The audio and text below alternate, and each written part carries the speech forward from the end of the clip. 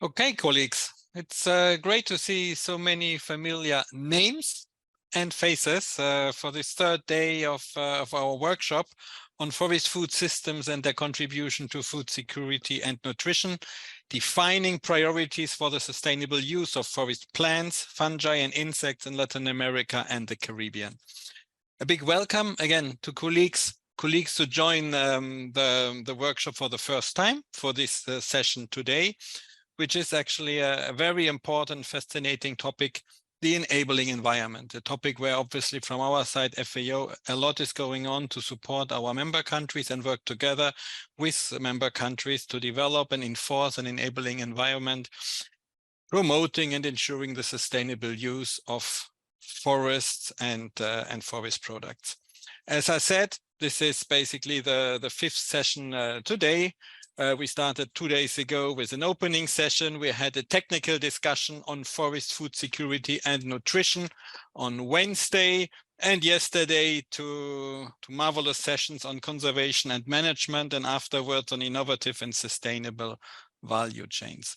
So again, a big thanks to all the contributors, presenters, and participants for this session.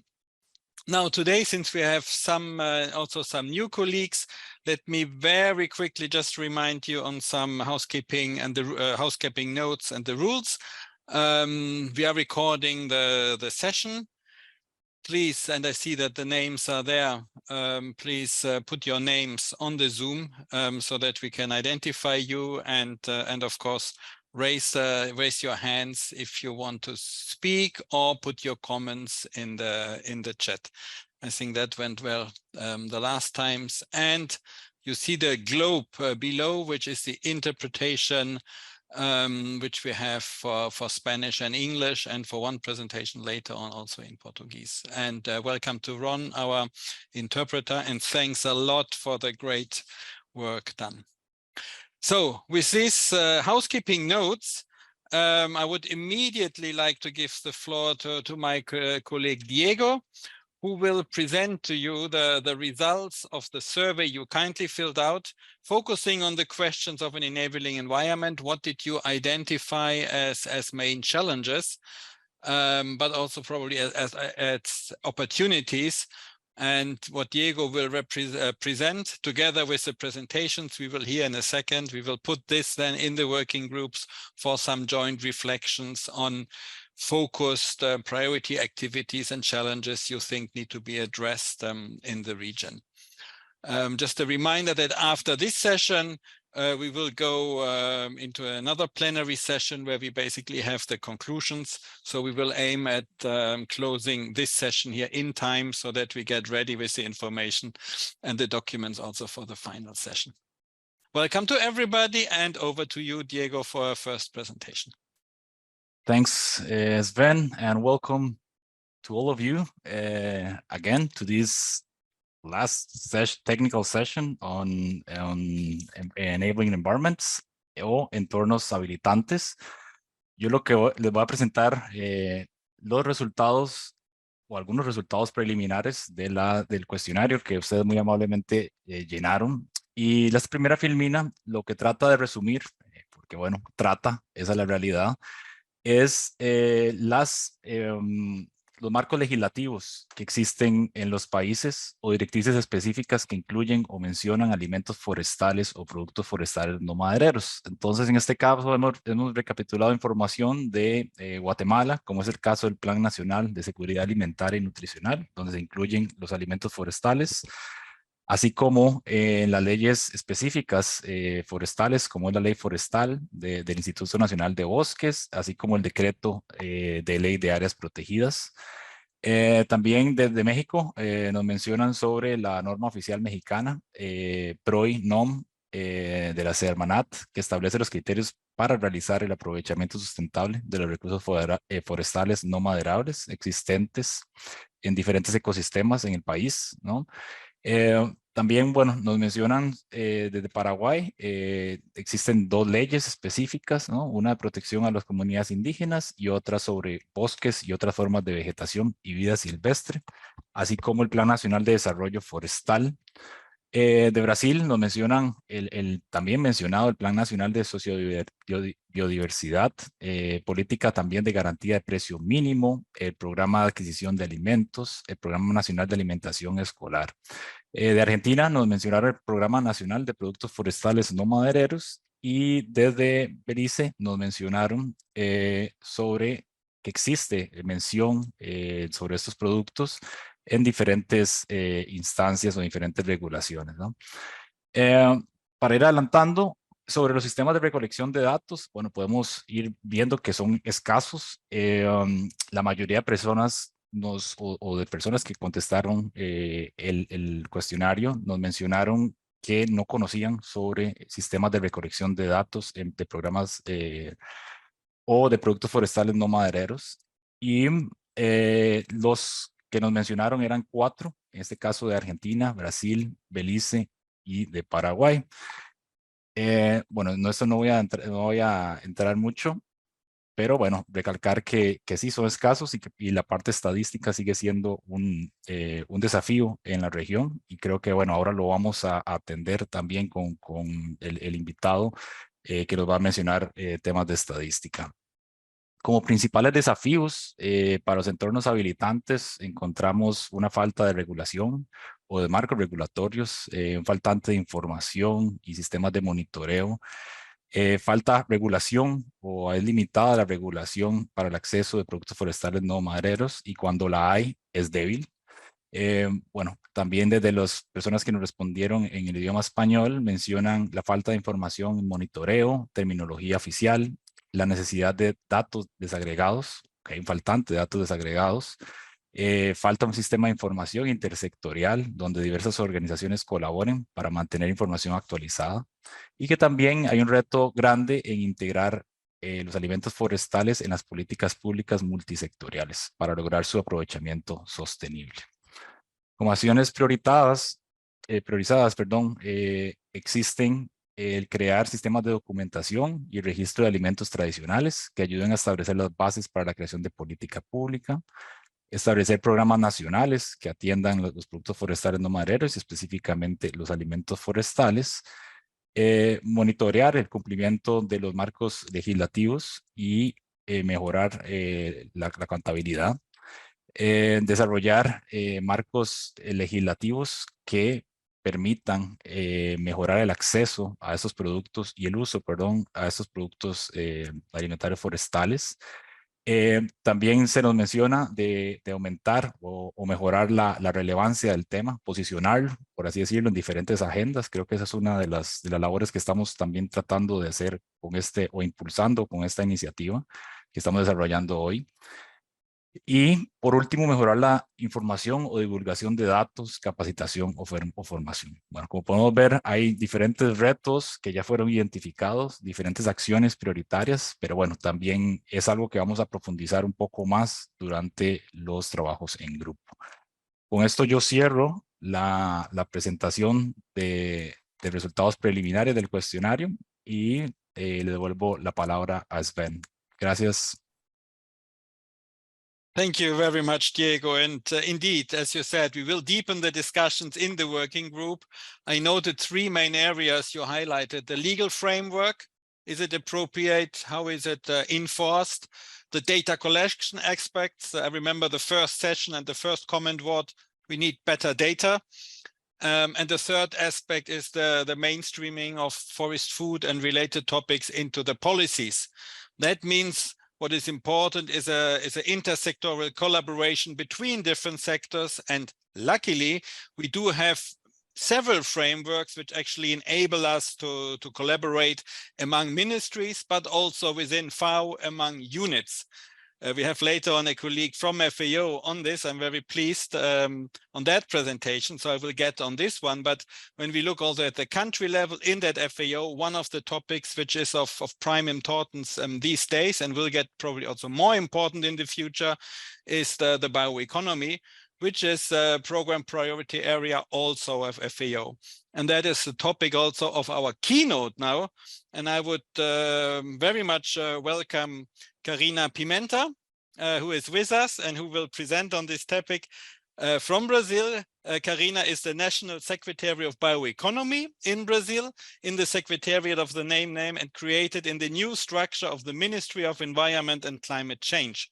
She holds a degree in business administration from the Sao Paulo School of Business Administration and a master's degree in social development from the University of Sussex. Throughout her career, she has worked in private sector and civil society organizations on issues related to sustainable finance, social entrepreneurship, rural development, socio-environmental impact business, and bioeconomy. She is also the co-founder of the Sustainable Connections Institute, Connexus. So, Karina, it's great to have you here, and very curious about your talk related to the topic of forest food and bioeconomy. And please, you have the floor. Thank you very much, Sven. And I have to start congratulating for the organization of this very, very important event, and one of the topics that is very heartfelt for me. Bioeconomy is kind of the new topic on many agendas, and it has been on many different forums, and I congratulate you to have this related to food systems, because I think this is one of the areas in which bioeconomy is less seen, but it is very important for what we can do. The agenda of forest food systems for us is essential for the future of the planet, not only because of food security, but also to establish the conditions for the life of millions of people who are living in the forest. And I cannot think about bioeconomy if it's not an inclusive one, and if it's not makes those people participants and protagonists of this new cycle of development, or this segment of this new cycle of development. And it points to a new cycle of prosperity if we are able to build good policy on that, and if we are able to engage different segments into building solutions that we don't have yet. We have good ideas and good opportunities, but it's still a very long journey to get there as a economic model that will ensure this, that our forest stands, that our natural capital is preserved and it's converted into an economic cycle of prosperity, preserving not only biodiversity but all the lives of many millions of people. So first of all, we are a new, as you mentioned in my description, the Ministry of Environment make a very strong statement in creating a secretariat for bioeconomy, showing that this is the economic agenda should also be looked from the environmental perspective, and especially for us in Brazil, biodiversity is a key topic that we have to look into. Biodiversity and social biodiversity as defined by our convention on biodiversity.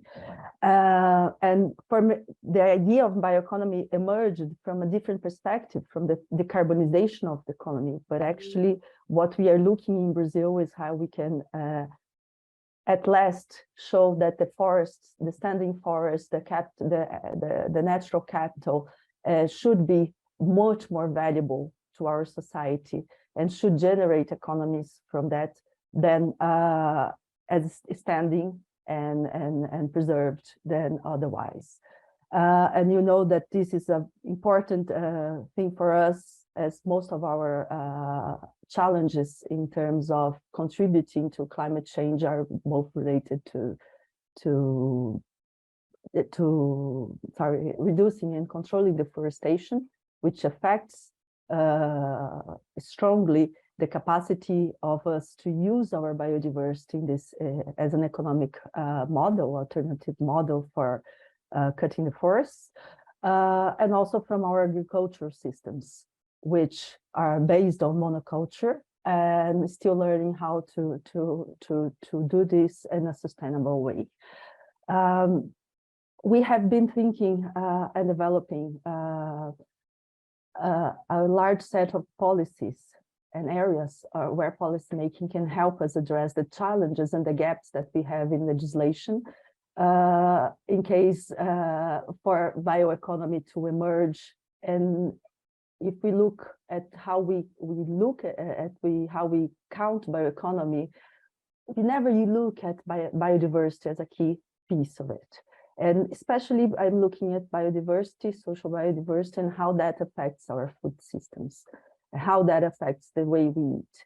And just to give some examples, you know that Brazil has a large, strong policies on family agriculture, for example, which are very connected to the people that could be generating and using biodiversity as a system, as a way of producing and contributing to that. But very few of these policies reach out to these specific groups. So we have to focalize policy, some existing ones, but also we have to create others to that. And one example of this in Brazil is how we are using our rural credit policy. We have one of the largest ones in the whole world, one that helped us build our economic sector of agriculture in Brazil. And this is a very important policy, very subsidized one that shows how we destine our resources. It's more than $100 billion every year. And there's one piece of it, around $10 billion per year, which goes to family agriculture. And then from that 10 billion per year, only 2% go to forest production systems, okay? And so we do have policy, but we don't have the conditions for that policy to be used by those producing from these systems. So what we are looking to, it's not only how to provide credit, but more importantly, how to create the conditions for credit to be accessible for those organizations. And this means that we have to look into things that we have done already in terms of policy making, but we have not done sufficiently right to happen. And this is things that we all know, like technical assistance for both producers, and then I'm talking about the extractivist communities, indigenous people, focalizing the policy on these groups that are more distant from areas and more difficult to reach out through policy. And for these groups, we can look into technical assistance for them. We are looking into how the unity of scale for them is also very important. I like to look at the collective businesses and enterprise that they create, being that different models like associations, cooperatives, networks of producers as an important unit for scale for public policy to reach out. And because one piece of it is also to help them creating the capacities to organize production, the production base of these products, and reach out to markets. And I saw in the slides before the presentation before, which was very helpful. We already learned a little bit about our programs in Brazil in terms of acquisition of products, of school meals, and we have 30% destined to this kind of people, but it's not reachable for them. So in the Amazon, for example, the list of products include rice and beans, although the basic food there is fisheries, it's acai, it's manioc. So or redirecting creating the conditions for these markets to happen and help these organizations, collective organizations, to create the capacity to reach these markets is very important, because it looks at food security at a local level. So we are eating the products we provide there, and then this creates much more effects than only securing the food. It reinforces the culture of consuming your own products. It reinforces the role of the forests and the connection of forests with the cities, and there's multiple effects on this. So this is one area that interests us. And of course, credit is also a very important instrument to make that happen, because we know the problems that happen to them are very specific. They sign up a contract with the school, and the other day they need working capital to organize production with those taking the product. So finance has to be available and has to recognize these contracts as some sort of guarantees and things like that. So policy has to go down to this level to be able to be effective. So for us, how to build this at the local level, at the regional ecosystems for this economy to happen is very important. Another piece of policy that I consider very important in terms of using bioeconomy principles to generate food systems from forest products is a very specific look into how to invest in innovation of these products. Because we want them to consume, and for nutrition rights, it's important that we consume them not as processed as we have now. So the more nature-based products is better. But we also have to look into the guaranteeing the quality that is needed to be served, to reach out to the sanitary conditions that will enable this product to be sold in the school and be rightful for the kids. So this requires still lots of technology, and this is not advanced technology. I'm talking many times about social innovation and very simple transfer of technology, dissemination. So this is another piece that I think it should be targeted by public policy, and we are thinking about that. And that also creates capacity for long-term, for more structured value chains to take place, to be able to originate from forests. Because when you create these conditions for local markets, then you create the conditions for like Brazil nuts to export, or acai to export, or to reach, we talk about exports, but even reach the south of Brazil, or the southeast of Brazil is kind of export. So these market requirements should be also looking from the public policy perspective to be able to create this journey for these products to navigate and to be able to actually work in the economy. And so these are our pieces of what is inside the social bioeconomy for us. Bioeconomy is bigger than that, but for sure this is one of the areas that is priority for us. In terms of policy making, for me, it's also important to mention that in Brazil, you may already know a lot about that, but we do have a policy on genetic resource and traditional knowledge under the CDB. And we created a national fund for benefit sharing, which is a very innovative model on how you ensure that the products developed from the forest and that originate from our genetic resources and traditional knowledge have a flow and have a benefit sharing that is conducive of development. So this in Brazil, 1% of the net revenues generated by products that access benefit sharing, genetic resources and traditional knowledge are directed to this fund. And this fund shares this with the communities, and they are managed by the guardians of biodiversity, as they call themselves. So we have a committee where we decide the priorities, and these funds are invested there.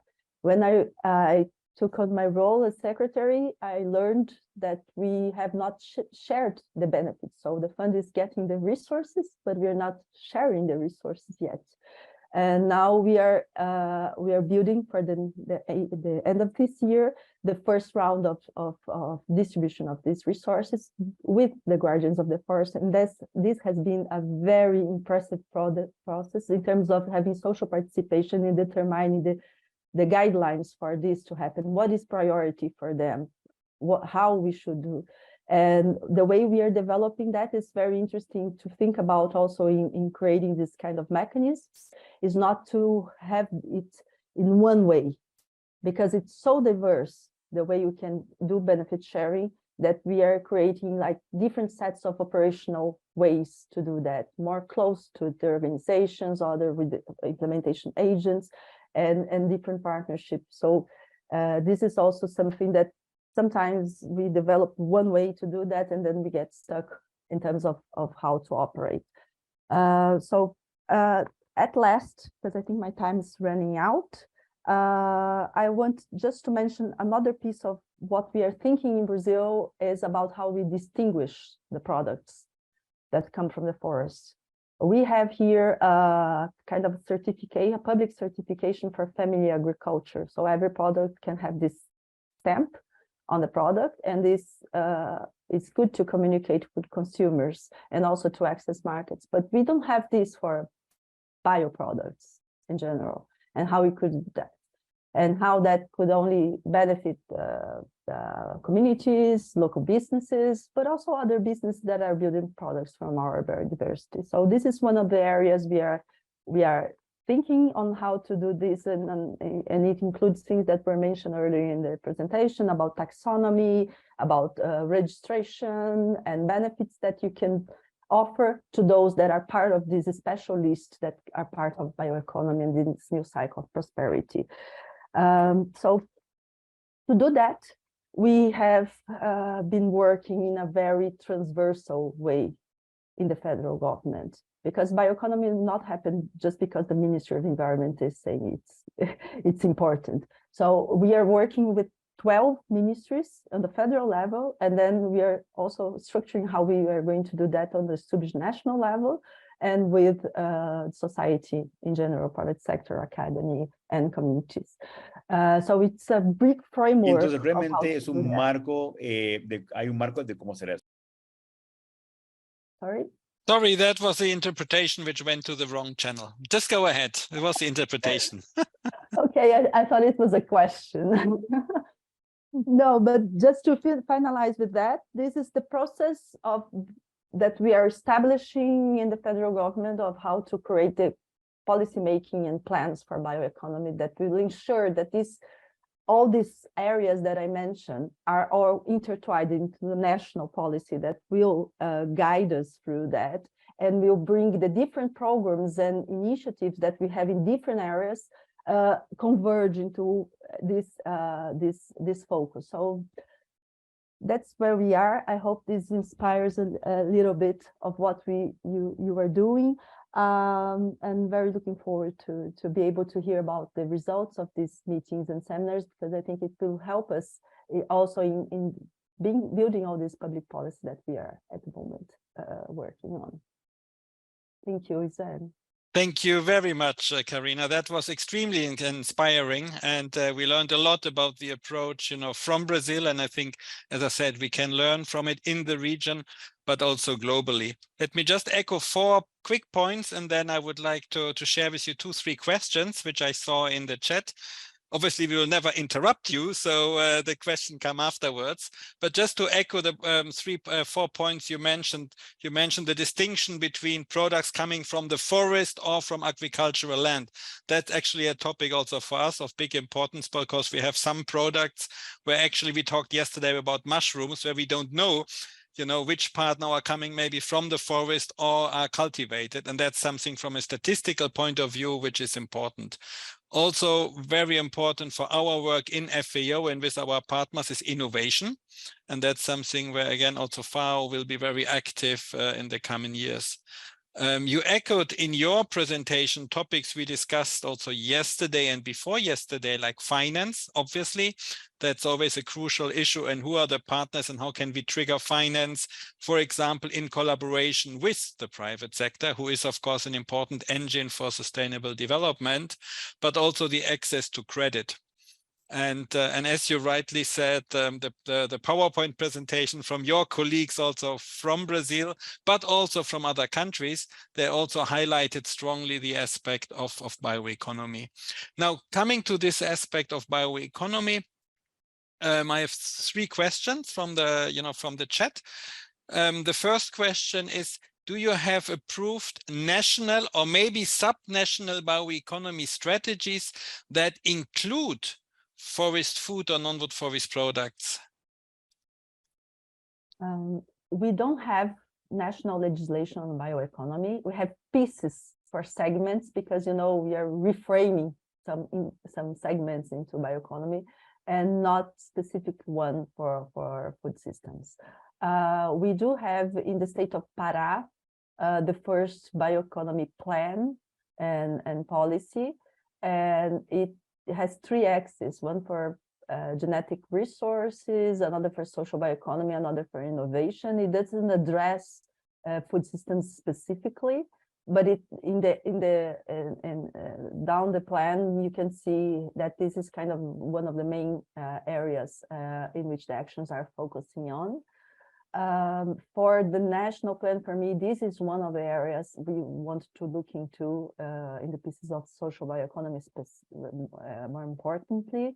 We are working on building a path. It could be called a strategy, but it includes a set of policies and includes also a legislation also, because we do have lots of legislations being discussed in our Congress at the moment, and at some point this will be also very important.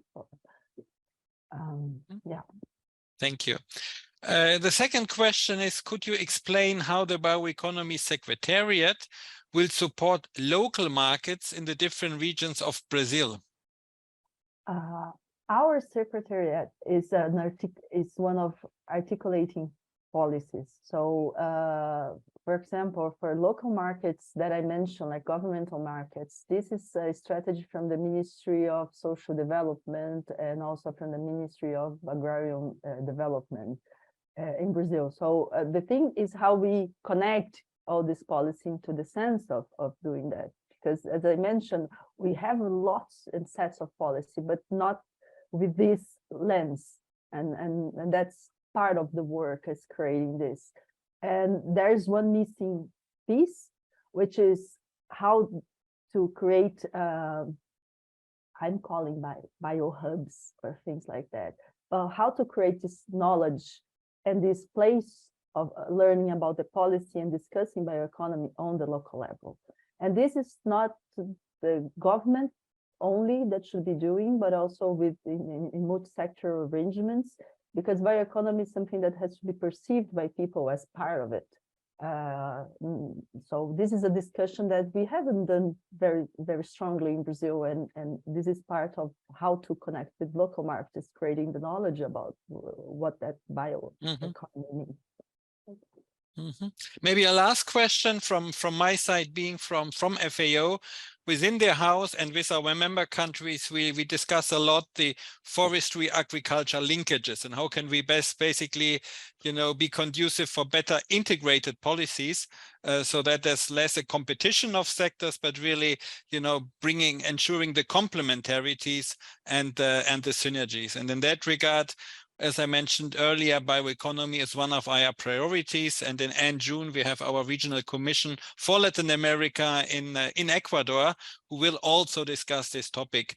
From your experience and also working maybe with FAO, would you have any advice or any need from your side how you think collaboration with FAO at the regional level and in support of Brazil would be useful? Any priorities where you would see a need for support or a wish for collaboration?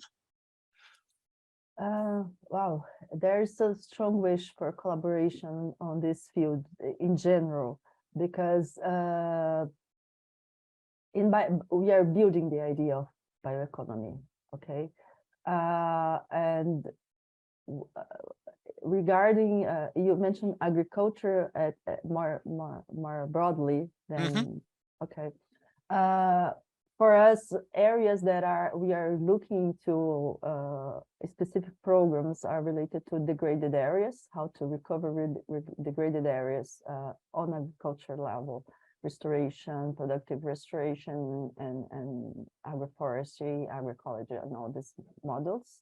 And how that could, in which areas we can have potential to develop bioeconomy, how to segment the productive areas of ecological restoration, and where we could be more focusing our policy to make sure that we result something. So there are questions like that should be interesting to discuss. and investments in the value chains that comes along with inducing these areas. That should be something. And another piece that it's not under my area of expertise, but we have been, I think it's an area of cooperation, is with more traditional agriculture. These innovative models that we have that integrate forest and cattle and soil and creates a diversity, more biodiversity in the regions. This is another area that could be something that could be interesting. Thank you very much. And indeed, I think we are all building the bioeconomy in the different countries and at the global level. And I think it is an interesting process which is ongoing. And I think you will play a prime role in this in your country and also at the regional and global level. So, Karina, thanks again for the inspiring keynote. I know that you have other appointments and are busy, but we have also many colleagues from Brazil who are joining this event and who are contributing, and we are appreciating the inputs, the contributions, and also the collaboration with Brazil and with your colleagues. So again, thanks a lot, and I hope we can stay in contact. Thank you, Karina. Thank you very much. Have a nice day. Bye-bye. Thank you. So, colleagues, that was a very inspiring discussion on the bioeconomy as part of the enabling environment. And we know that the enabling environment covers various topics and various dimensions. And I think that now we do have a possibility with 4 so-called flash presentations to see some of them and appreciate good practices and lessons learned. As these are so-called flash presentations, we give 5 minutes to each of the presenters. Let me warn you that after 4 minutes, I will give you a little reminder that you have 1 minute left, and you will get another reminder afterwards if the 5 minutes are done. So again, don't take it personal, but that's part of the game, as we wish to finish in time. And the first presentation will actually be from my colleague Jon Fernandez. I hope he's around. It's great to see you. Jon, you're an agricultural economist and chief of the FAO Indigenous People Unit. And in that regard, we have a lot of collaboration. And I see here in your bio that you actually joined FAO like me in '98. So we have both a long experience with the organization. You as a policy officer working later in Latin America and in Asia, coordinating emergency operations, tsunami, avian influenza, and others.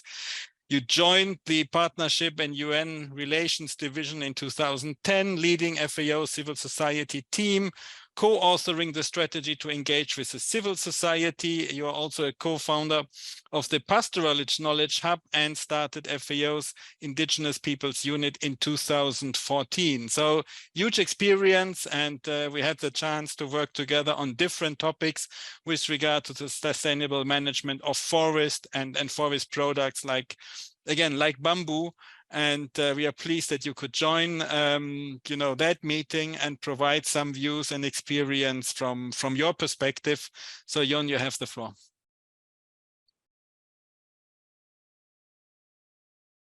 Sven, thank you so much for those words. And first of all, congratulations for the seminar. We followed yesterday, we are following today. We were listening to Karina, and it's quite impressive, the level of the presentations. We were listening yesterday to the colleagues that were talking about the bees, indigenous people's bees in the Amazon, and congratulations for the initiative. I will be presenting with my colleague, Pablo Ineken, so I'm going to be very short. I just want to talk, and I want to reflect on, in a way, something that was already introduced to the colleagues in Latin America yesterday, which is indigenous peoples biocentric restoration. And I noticed that Karina, in her presentation, was mentioning that this is an area of emphasis as well for Brazil in the bioeconomy, and how they want to concentrate on indigenous peoples and how they want to give attention to restoration of degraded lands. Now, the first message I would like to share with all of you is that you cannot have biodiversity and you cannot have healthy forests without healthy indigenous peoples' food and knowledge systems. And this is something that we've been working very strongly since actually FAO has been working on this since 2006, when the nutrition division started work on the importance of indigenous people's food systems. And we have continued the work in 2021 with Biodiversity International and the CGIAR. Now, why do we say that? Because like you were rightly saying to Karina, there is a number of food systems that are food generation systems. They are not food production systems.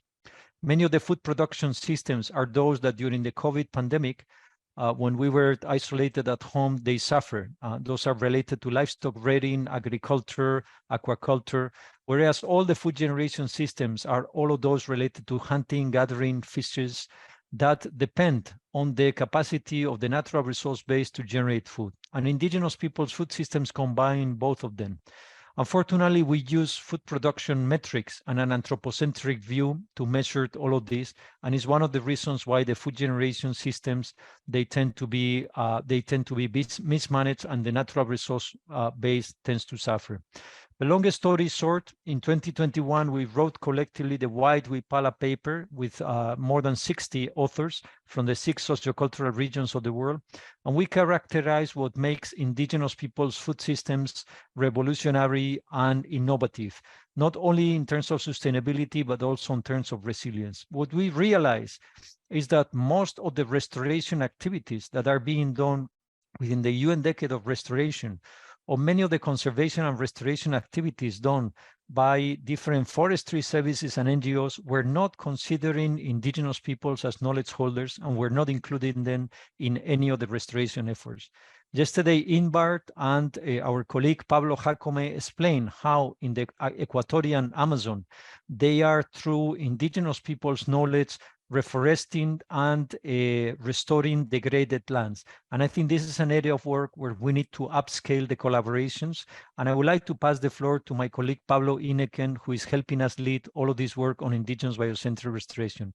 And thank you again, Sven. It feels like yesterday that we started in FAO and looked at us. Thank you so much. Thank you very much, Jan. Thank you, Sven, and all the colleagues. It's a very useful and very important workshop. I would like to congratulate all of you, really. And yes, Jan has been talking about the importance of biocentric restoration, that this view of promote the restoration of ecosystems, putting the indigenous people knowledge at the core of the equation. We are talking about reestablishing the forgotten memory of the territory, that is connecting the different dots of the forest, connecting the forest that is already not degraded with the degraded soil, and trying to connect among them to establish a real and functionality, ecosystem restoration and functionality. We're talking about the importance of parents and family, that is also similar to the families and parents in forests. For example, forests operate under similar hierarchies. Largest trees, the forests are like father and mother in families. And this is the vision that we have, and we are trying to promote, including the indigenous people's knowledge, the indigenous people's belief and territorial management practices. The first idea or initiative that we are trying to develop under a biocentric restoration is the mapping of ecosystemic elements, that is biotic and abiotic elements that include plants, herbs, trees, but also the importance of soil, the health soil.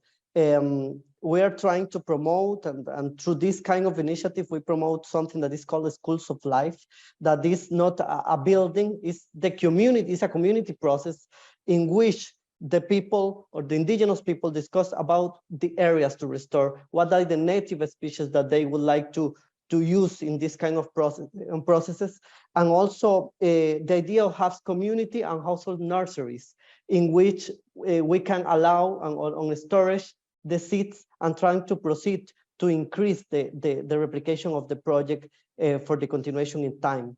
This is more or less the scope and the main idea that we have in biocentric restoration.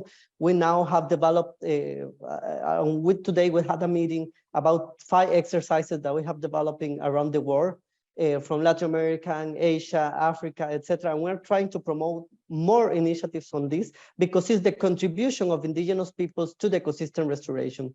It's creating not only a process of biological restoration, but also trying to create a policy processes to support the recognition of indigenous rights, the contribution of indigenous peoples' foods and knowledge systems to the ecosystem restoration, because the UN Decade of Ecosystem Restoration includes natural and semi-natural ecosystems. And when we talk about indigenous people's food systems, we're talking about semi-natural ecosystem mostly, that has a lot of impact in the preservation of biodiversity, but also with a lot of challenges because of climate change, because of biodiversity loss.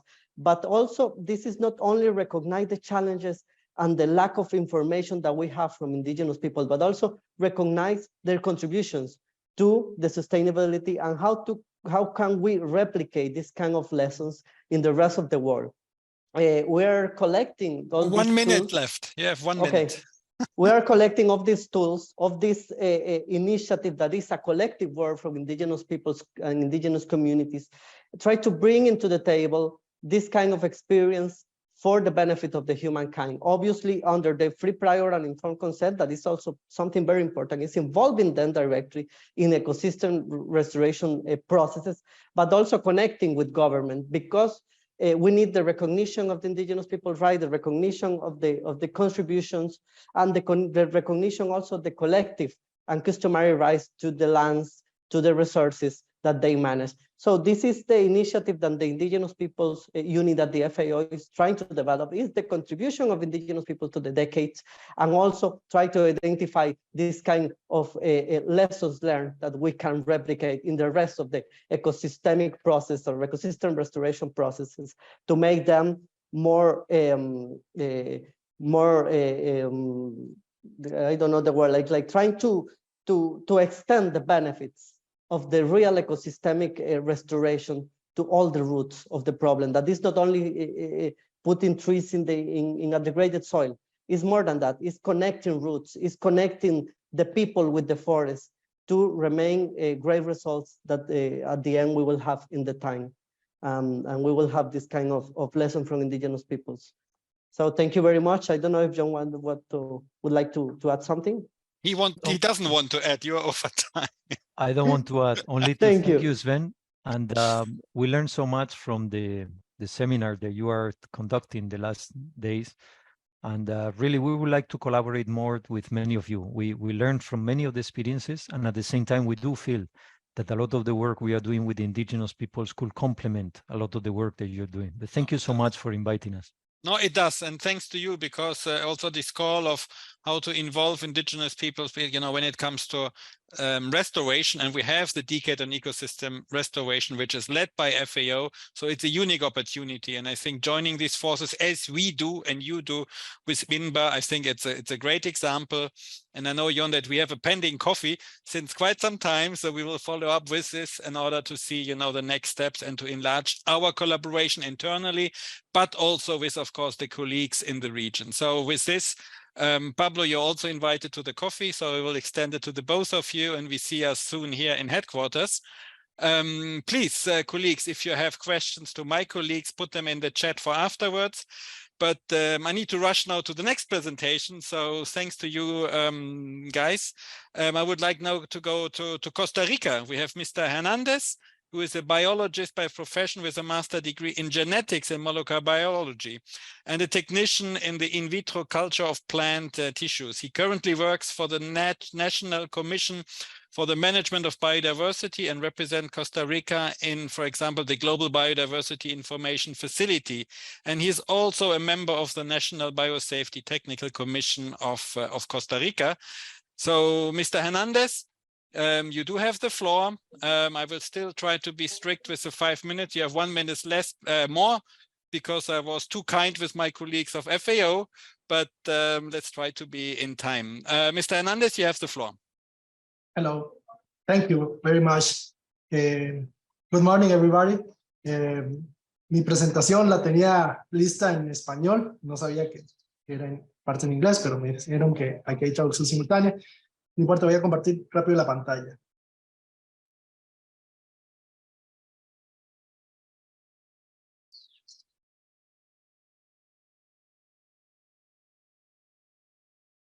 ¿Pueden ver mi pantalla?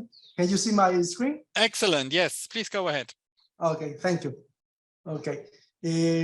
Esta presentación es breve, gracias por la invitación, es sobre la gestión de la CONAGEBIO en la conservación y uso de la biodiversidad. Nosotros somos una entidad del gobierno de Costa Rica, que es la Comisión Nacional para la Gestión de la Biodiversidad, institución adscrita al Ministerio de Ambiente y Energía, quien formula política y estrategia en biodiversidad, regula el acceso a los recursos genéticos y bioquímicos de la biodiversidad. Asimismo, también la misión principal es articular la gestión integral de la biodiversidad para contribuir a su conservación y uso sostenible, promoviendo la participación de la sociedad y la distribución justa y equitativa de los beneficios. Nosotros estamos conformados por instituciones del gobierno y también por sociedad civil, donde una de las importantes en el tema es el Ministerio de Agricultura y Ganadería de Costa Rica, ¿verdad? Y también el Ministerio de Ambiente y Energía. Tenemos toda una estructura, oficina técnica, una comisión plenaria y un área legal y un área técnica. Nosotros nos encargamos de desarrollar la Política Nacional de Biodiversidad, que es del 2015 a 2030, y también nos encargamos de desarrollar su estrategia nacional, y junto con sus planes de acción, que son del 2016 al 2025. En esta estrategia,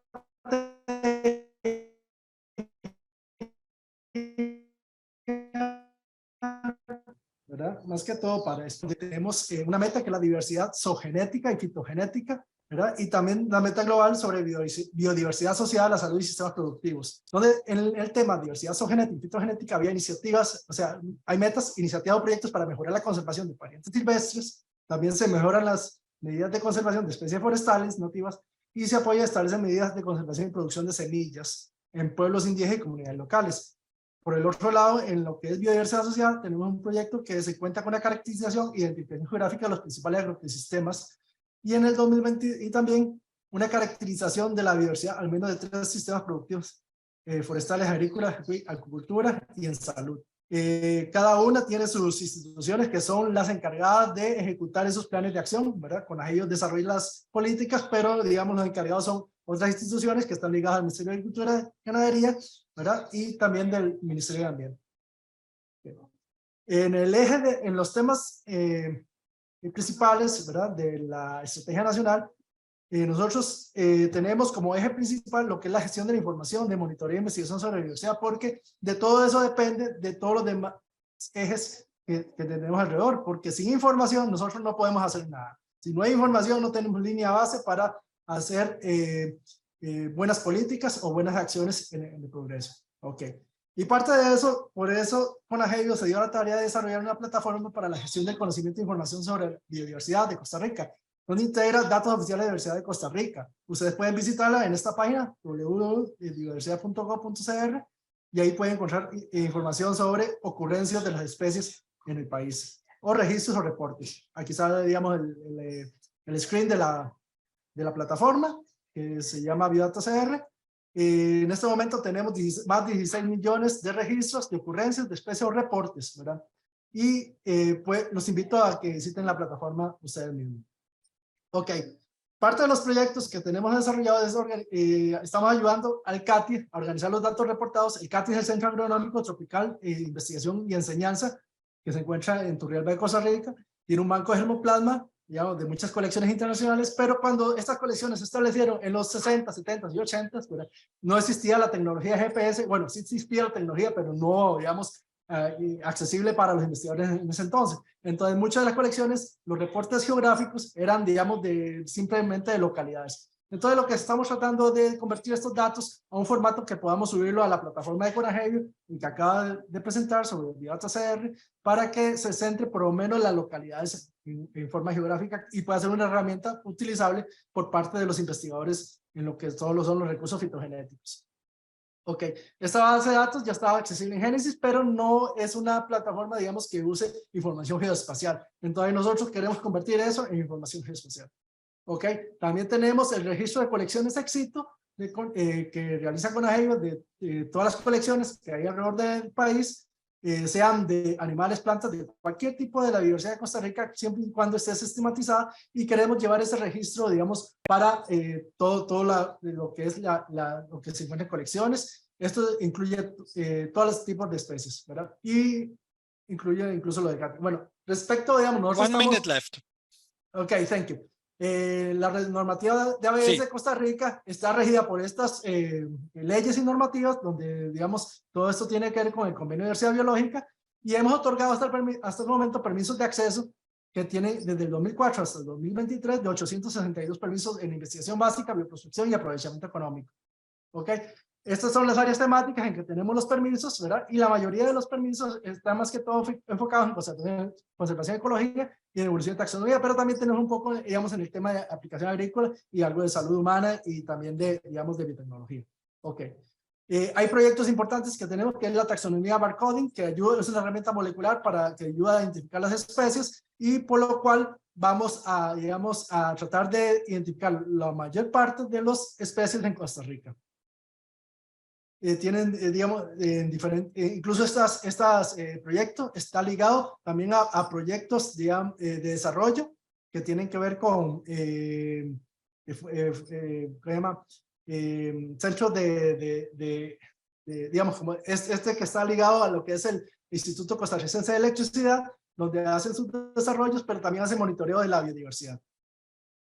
Nosotros tenemos también un sello cuando los productos digamos, de algún desarrollador cumple con las características digamos, o cumple con la normativa de ABS.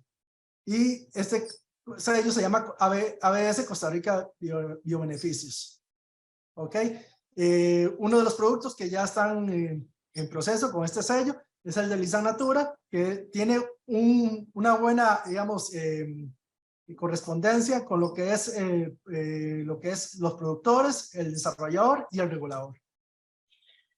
También tenemos proyectos con Chanel que tienen que ver con la agricultura familiar y están ligados también parte del bosque porque estos son abejas nativas que dependen mucho de la floración de los bosques digamos, y entonces se está haciendo la extracción y eso ayuda mucho a la agricultura familiar como un ingreso, digamos, más a la economía de la agricultura familiar.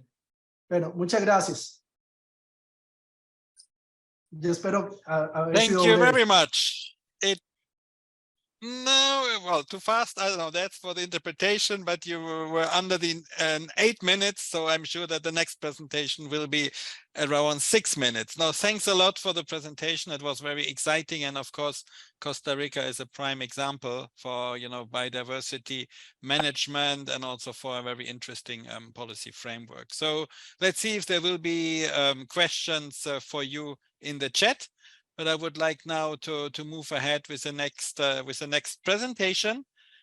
So maybe you can stop sharing the screen from your side, and then we will move to Chile, which will be another very exciting presentation from Gerardo Valdebenito, penso, forest engineer, and he holds a master in management and public policies.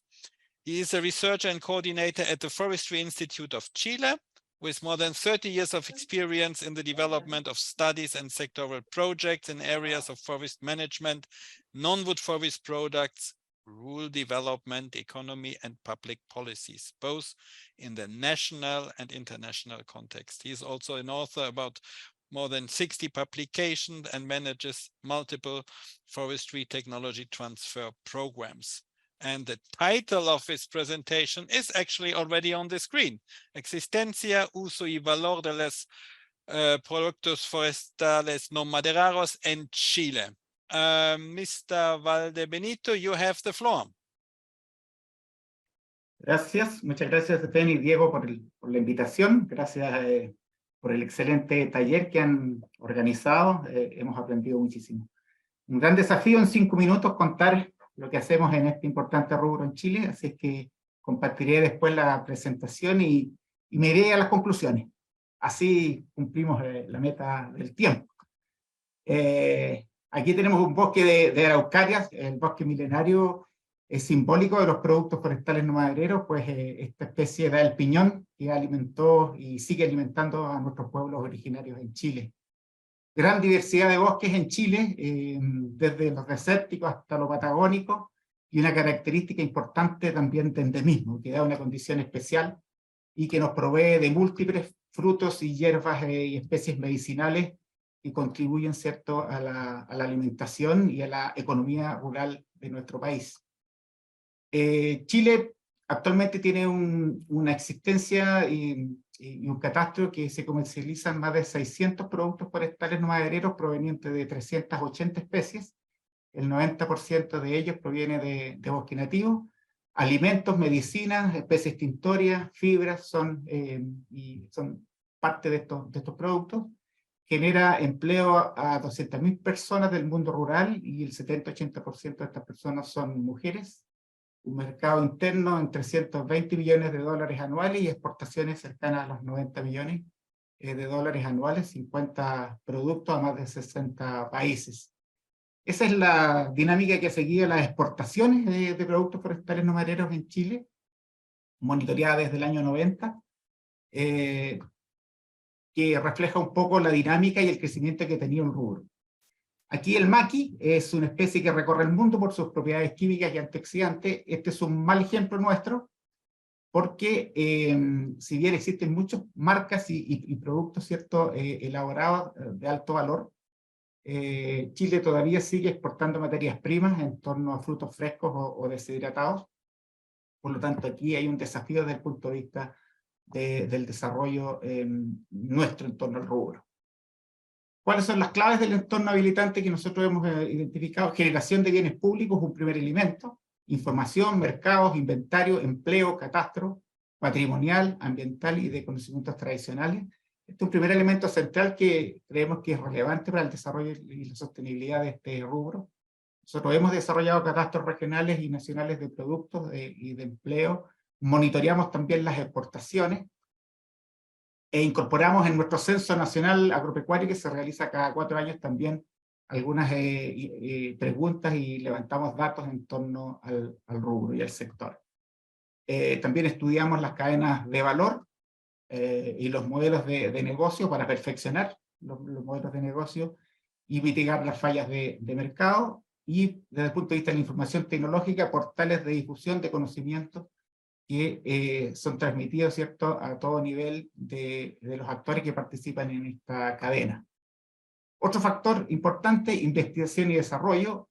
Aquí investigación y desarrollo en 2 elementos centrales, creo yo: manejo forestal y valor agregado. Existe muy poco conocimiento sobre cómo intervenir los bosques para extraer productos forestales no madereros. Por lo tanto, ahí se requiere información, se requiere estudiar la dinámica de los bosques cuando se utilizan estos productos. Y por otro lado, el valor agregado, que es un elemento central que va a dar sostenibilidad al rubro en el futuro. Creemos que esas son las 2 claves. En Chile se desarrolla una cartera importante de proyectos de investigación en estas 2 temáticas, en cómo aprender a manejar los bosques para extraer, ¿cierto?, y producir lo no maderero. Y por otra parte, trabajar en valor agregado para que la riqueza que produce este recurso se quede en el bosque y se quede en las personas más aledañas al bosque y no vaya siendo generador de riqueza en otros aspectos de la cadena de valor que, si bien son importantes, no son significativos para la sustentabilidad. Rescate patrimonial de productos forestales no madereros de pueblos originarios es otro elemento importante desarrollar desde el punto de vista de la investigación. Esta es investigación empírica, conocimientos que se han generado, ¿cierto?, a partir de nuestros pueblos originarios. Especialmente es relevante este tema en Chile porque el pueblo mapuche, que es un pueblo vivo y vigente, su conocimiento se ha transmitido en forma oral, no tuvo escritura. Por lo tanto, es relevante rescatar y buscar ahí, ¿cierto?, muchos elementos que van a ser significativos para el futuro en este rubro. Aquí otro ejemplo, que este caso es bueno, de Quillay, es un proveedor de saponina. Nosotros exportábamos corteza, materia prima, y a partir de investigación y desarrollo se logró desarrollar una industria nacional en torno a las saponinas, y hoy día hay varios ejemplos a nivel nacional en Chile de industrias que están desarrollando este producto a partir de los bosques y a partir de un cambio tecnológico importante en I+D. Políticas públicas, ley de regulación ley de manejo y fomento del bosque nativo. Tenemos incorporado ya el fomento a los productos forestales no madereros.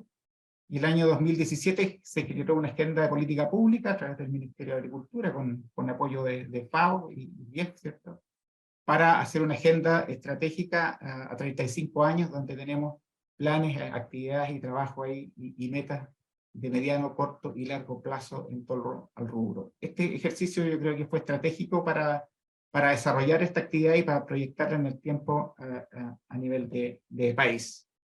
Entonces, para concluir... 1 minute left. Perfecto. Generar bienes públicos, como decía, información, mercado, es la clave para desarrollar el rubro y para trabajar la sostenibilidad. Lo que no se cuantifica, no se ve y no se gestiona, por lo tanto, es un elemento central. Investigación y desarrollo, ya lo comenté, valor agregado, ¿cierto? Y estudiar el manejo para la sostenibilidad. Cómo intervenimos los bosques, cómo manejamos los bosques, ¿cierto? Para producir lo no maderero. Tenemos una experiencia larga y rica en Chile de manejo de bosque para producción maderera, no así para los productos forestales no madereros que se ha desarrollado en los últimos 20 años. El valor agregado entonces será factor determinante en la sostenibilidad futura. Menos recursos, ¿cierto? Y más valor da sostenibilidad y además da riqueza más cercana al bosque, más cercana a la gente, y no en las cadenas, ¿cierto?, de intermediarios o en los elaboradores finales. Hay que acercar la elaboración y el valor agregado al bosque, ese es otro elemento importante.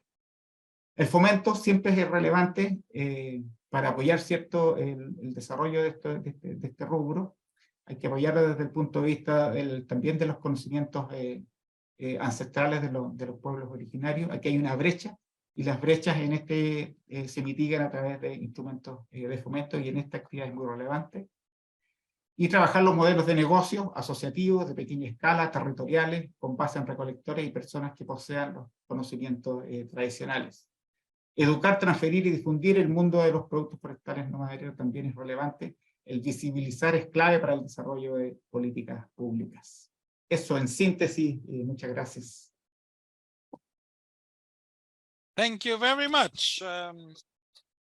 Yes, you're all at the 7 to 8 minutes. So the next one, I'm sure, will be shorter, but it was exciting. And we heard also yesterday the examples of Chile, and I'm sure there were some questions also in the chat to you, but I come to this in a second.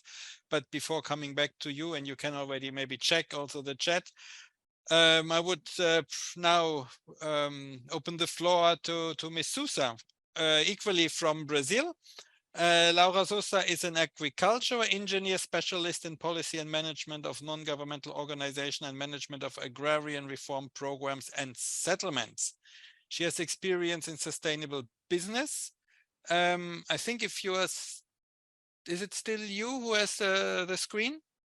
Yes, so Yes, sir. yes, okay, so if possible, you can stop sharing this the screen so we can move on with the next presentation. So I said that she has experience in sustainable business, productive chains of socio-biodiversity, social organization, and productive organization of traditional towns and communities, and family farming.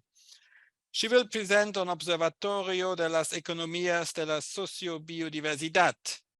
And I would love to give you the floor, but for this, we would need to get the screen free. Gerardo, can you stop sharing?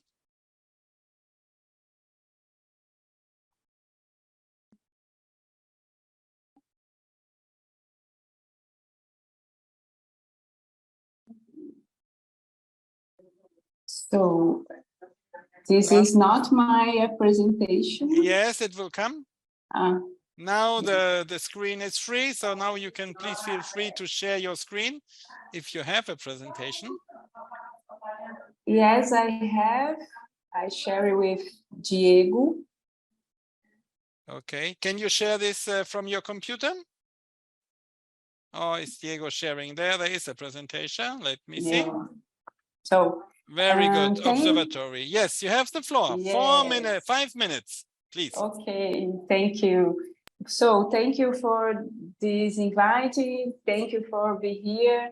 My presentation, my oral presentation will be in Portuguese. I'm sorry, but my screaming will be in English. Very good. Então, And let me just inform the colleagues that when you go to the interpretation, now you will find Portuguese, Spanish, and English, so colleagues can also choose the Spanish language. Please continue in Portuguese. Ok, thank you. Bom, então eu vou começar falando um pouquinho do histórico Próximo slide, por favor. O Observatório das Economias da Sociobiodiversidade, ele começa, né, uma discussão entre a sociedade civil e movimentos sociais em 2020, com o propósito de construir uma agenda positiva dentro desse tema, em virtude do cenário do cenário adverso que o Brasil se encontrava diante do governo Bolsonaro, né, do governo federal da época, né? Então, em 2020, a sociedade civil tentou se articular para apresentar um projeto de lei das economias da floresta, porém não foi bem sucedido e continuou tentando fazer suas inserções dentro do governo federal, mapeando o desmonte das políticas e também tentando incidir nas políticas que ainda estavam existindo, né? Em 2021, esse coletivo viu a importância de ampliar a conversa, não ficar só tentando incidir no governo federal, porque estava ainda muito fechado, mas sim tentar incidir dentro dessa questão das economias da sociobiodiversidade em 2 projetos de lei, né? Um projeto de lei que é o 6079 de 2019, que institui a Política Nacional de Incentivo ao Agroextrativismo, que está na Câmara dos Deputados, e também o projeto de lei 880 de 2021, que institui a Política Nacional de Promoção da Alimentação e dos Produtos da Sociobiodiversidade. Então, dentro desse cenário, a sociedade civil decidiu entrar para as casas do Legislativo, tanto a Câmara quanto o Senado, para tentar atuar nessa agenda da sociobiodiversidade. Em 2022, o contexto ainda estava bem desfavorável nessa questão dessa agenda da sociobiodiversidade aqui no Brasil. Tínhamos o processo eleitoral, então esse coletivo de organizações e da sociedade civil se decidiu criar um observatório, o Observatório das Economias da Sociobiodiversidade, como uma rede mesmo de organizações para estar lutando por essa agenda dentro do governo federal, dentro das casas do Legislativo, tanto da Câmara dos Deputados quanto do Senado Federal. Em 2023, a gente conseguiu, né, agora com um cenário mais favorável, a gente fez nosso primeiro encontro presencial com a presença das organizações sociais e dos movimentos sociais para discutir o que faremos agora dentro de um cenário mais favorável em relação a essa agenda da sociobiodiversidade. Próximo. A primeira coisa que ficou evidente na discussão desse grupo foi a definição uma definição estratégica do que são economias da sociobiodiversidade, né? Então, dentro da construção coletiva, o que foi definido? Que são economias, as economias da sociobiodiversidade, elas não estão relacionadas apenas a produtos, relações de mercado ou relações comerciais. É muito mais do que isso, né? As economias da sociobiodiversidade são economias de povos e comunidades tradicionais, baseada na diversidade, no conhecimento tradicional e inovação, nos sistemas socioprodutivos, nos seus produtos e serviços conectados a seus modos de vida ancestrais e ao bem viver das comunidades e seus territórios e maretórios. Então, para nós, assim, a economia da sociobiodiversidade são principalmente as relações sociais, né? São a preservação de conhecimentos, a preservação de modos de vida, sua valorização, enfim, é isso que o observatório tem trabalhado. Próximo. Então, assim, o que somos, né? O que é o Observatório? É um grupo de organizações socioambientais da sociedade civil, movimentos sociais, empreendimentos e cooperativas de base comunitárias e redes dos campos, das florestas e das águas reunidos nessa agenda das economias da sociobiodiversidade. O que queremos? Garantir modos de vida, soberania alimentar e permanência dos povos, comunidades tradicionais e agricultores familiares em seus territórios e maretórios. E o que fazemos? Qual que é o nosso trabalho aqui como rede, como coletivo? Incidência política, tanto no governo federal quanto no legislativo, controle e participação social nas políticas públicas dirigidas ao fortalecimento dos sistemas socioprodutivos sustentáveis e inclusivos de povos indígenas, povos e comunidades tradicionais e de agricultores familiares. E quem somos? Somos um conjunto de organizações da sociedade civil que vem desde da área da saúde, da área ambiental, da área da alimentação, dos movimentos de base, como o CNS, a Rede PCT, os representantes dos indígenas, a PIB, os representantes da CONAC, ou dos quilombolas, a CONAC, para ter essa força de incidência nas políticas públicas. É isso. Thank you. Último slide.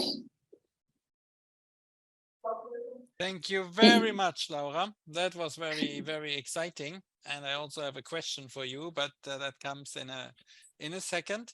So thanks a lot to all the presenters. I just want to go quickly through the chat and see if there were questions. There were some questions to Jon, but I see that they were also responded. So please, as Jon said, engage with us, in particular when it comes to indigenous peoples. We have the team of Jon who will help, but obviously from our side, we also work with other local communities. So in that regard, I think FAO is well positioned to work with all of you. Thanks for this information. There was a question from Freddie actually going to Gerardo, and that is related to the domestication of maqui. And can plantations be established, or is it only collected in forest areas? Gerardo, can you respond to that question? Gracias por la pregunta. La estrategia de domesticación es algo que nosotros estamos aplicando en varias especies que tienen alta demanda, sobre todo de mercados internacionales. Y por lo tanto en maqui sí estamos desarrollando esa estrategia, ya se han desarrollado los paquetes tecnológicos y se está iniciando las plantaciones con maqui. Yo diría que principalmente eso, y en otras especies también, pero conviven ambos modelos, la recolección de bosques naturales y en este caso las plantaciones. Gracias. Thank you very much. I had a question actually to Laura, hearing about the economy of socio-biodiversity, which you presented. How is the link there to the bioeconomy? Are the two concepts very close, or is there a strong complementarity between the socio-biodiversity and the bioeconomy, which we heard earlier from Karina?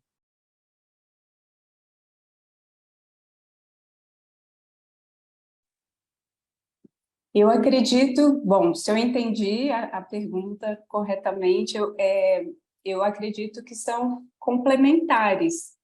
É isso, né, que você está perguntando, porque a bioeconomia ainda tem uma definição muito, eu acredito, assim, mercadológica, né, que não inclui os povos e comunidades, não inclui conhecimentos tradicionais, E as economias da sociobiodiversidade têm esse olhar, como eu falei, né, no início da apresentação. O olhar, o nosso objetivo é a preservação, conservação, valorização. Preservação, conservação da biodiversidade, mas valorização dos modos de vida e dos territórios desses povos, né, onde eles se encontram, e não só relações mercadológicas e comerciais, onde se trabalha monocultivos, são relações excludentes, né, de produção, enfim. O observatório tem como missão o foco mesmo nos povos, né? Nos povos e comunidades tradicionais e nos seus meios, nos seus modos de vida.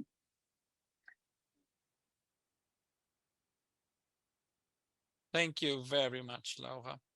I think there are no more questions in the chat, and I also do not see any hand raised at this point in time, which means that we can put the safety belt on and get moved to the working groups.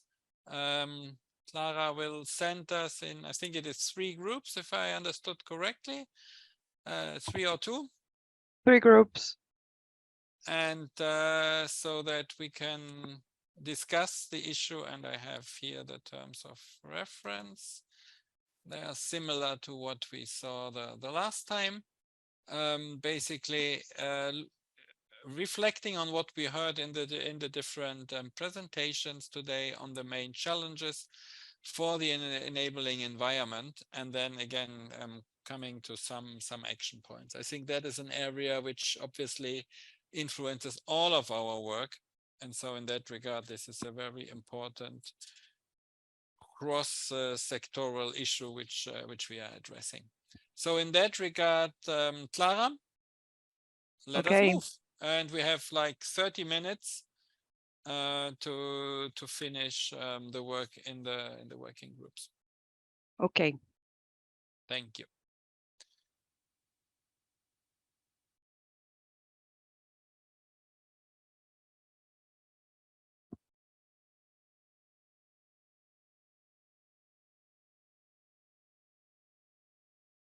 So welcome back to the plenary.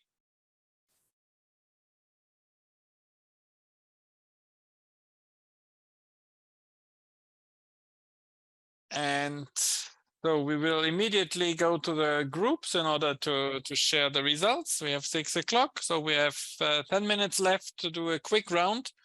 I'm curious to see what other groups did, and I see Pilar in the center on my screen while Diego is still hiding. So I think that means that he wants you to start this time. Okay. Otherwise he would be visible. So Pilar, you have the floor. I can start. I'm gonna do it in Spanish because all the testing in Spanish, and I cannot like translate on the same time, like talking and translating. Is it okay? Yeah. It is okay. Absolutely okay for me, and okay. I will follow you in Spanish even. Go ahead. So, voy a presentar. Ay, wait 1 second. I have problems sharing. ¿Dónde estamos? Vemos todos. Yeah, I don't know why it's it doesn't let me share my screen. Now it should work. Now it should. It doesn't let me try something. I don't know why. You have too many screens open. Too many screens, too many things at the same time. Now it should work. Okay, now it should work. Sí, bye. Yeah. Vamos. Now, perfect. Entonces, como la lista de desafíos que hemos encontrado, voy a hacer un resumen. Se ha repetido mucho el tema de falta de políticas integrales, falta de coordinación, falta de políticas públicas tanto de fomento como de gestión de estos recursos forestales no maderables, y el tema de que estas políticas sean inclusivas con los pueblos originarios. También marcos regulatorios muy débiles que también tienen como origen una falta de información sobre estos productos forestales no maderables, tanto como de su existencia, como de su gestión, como de sus posibles usos y en algunos casos falta de conocimiento o falta de valoración de los conocimientos de estos pueblos originarios y el desafío muy importante de difundir y educar a nivel sobre estos productos forestales no maderables y generar sinergias institucionales de opiniones diversas en las que se incluyan a estos pueblos originarios. Pasando al siguiente punto de acciones prioritarias para superar estos desafíos. Como ya hemos visto, hay un problema a nivel políticas, entonces muchos de ellos muchas de estas acciones van alineadas con fortalecer los planes de gobierno, la creación de políticas integrales, esta labor de coordinación entre instituciones y sectores, la implementación de un marco legal para fortalecer esta acción del Estado en la protección de los elementos del bosque y todo integrado con una generación de normas y de conocimiento sobre la gestión y la regulación del recurso. También la necesidad del acceso a recursos económicos para la implementación de estas políticas y estas normas y fomentar condiciones tanto a nivel local como a nivel institucional, tanto de generar conocimiento como formación y de cómo gestionar y cómo monitorear la gestión de estos recursos. También una parte muy importante de valorizar estos conocimientos locales y rescatar y sistematizar los conocimientos de pueblos originarios. Y respecto a mejores prácticas y proyectos exitosos, principalmente se han identificado proyectos de Chile y México, como el programa de FAO de REDD-CIPAN para el sistema importantes del patrimonio agrícola nacional en Chile, o el ejemplo de la nuez de Oecopetalum mexicanum en México, y también algunos ejemplos a nivel Centroamérica y Panamá, como del Instituto de Nutrición de Centroamérica y Panamá, INCAP, con evaluaciones químicas y organolépticas de alimentos, y programas de investigación permanente como el del Ministerio de Agricultura de Chile, y también la relación con AGBIO, con la Mesa Nacional Indígena, en el caso de Costa Rica. Entonces, esto sería un resumen muy rápido de lo que ha tenido lugar en el grupo que he moderado. So, thank you very much. I'm sorry for the interpreter if I'm being a little bit fast, but No, we can push the interpreter, it's okay. Muchas gracias, Pilar. Vamos a Diego, el segundo grupo de trabajo. Diego, por favor.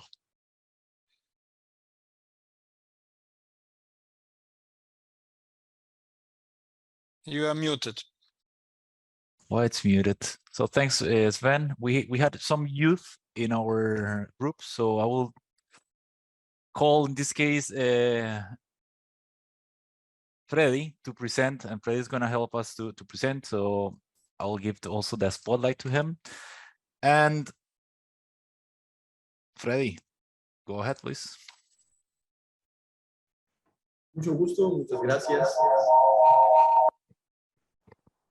Empezando con los desafíos que se fueron identificando en la visión descrita para el escenario futuro, vimos 21 respuestas, en las que van resaltando la falta de programas nacionales continuos para el tema, la falta de monitoreo continuo, la actualización de estadísticas, la falta de capacitaciones, la falta de diferentes actores, el reconocimiento a los usos tradicionales, la dificultad de integración entre países de estas mismas políticas, el manejo de riesgos de los bosques, principalmente provocados por el cambio climático, y el tema de las restricciones a los presupuestos, la falta de auge que se le da a estos temas. la falta de investigación sobre sistemas agroforestales en diferentes entornos, así como la necesidad de desarrollar nuevos usos de productos del bosque y aprovechar sus funciones.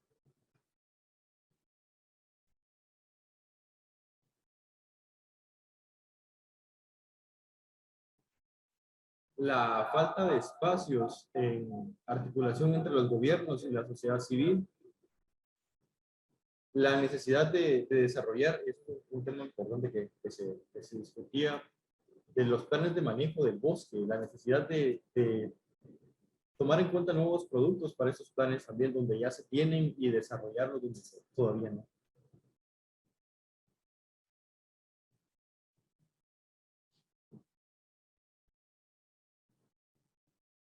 Okay, pasamos.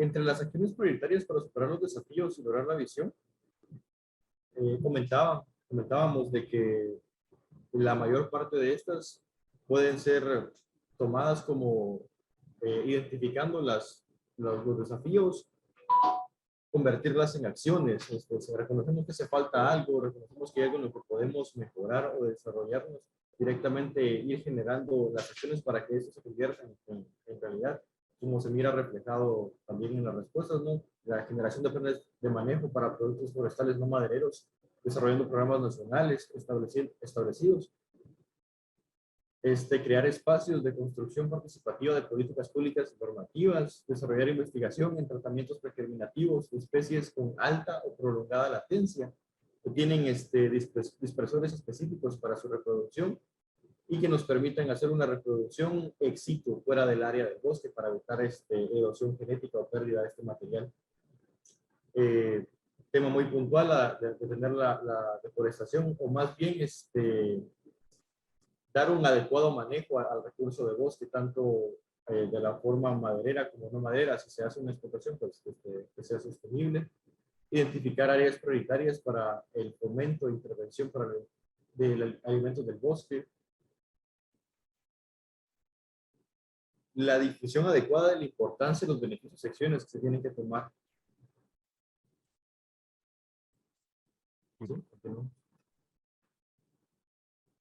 Entre las prácticas que se lograron identificar como proyectos exitosos, que fueron varias, eso la verdad me parece bien emocionante, y me gustaría incluso conocer un poco más de estas en otros países.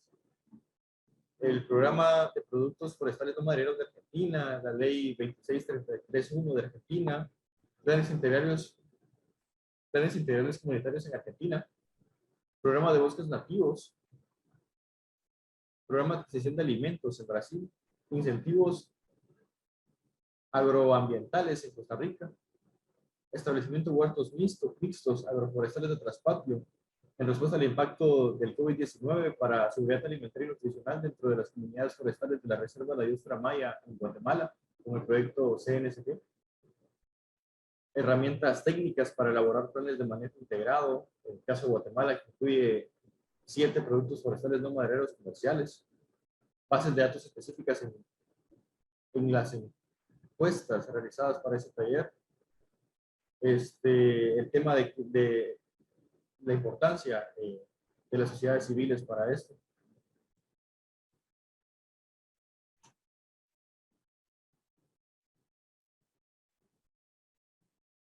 Gracias, Freddy, por ayudarnos con la presentación. Ese sería el cierre del grupo en español. Back to you, Sven.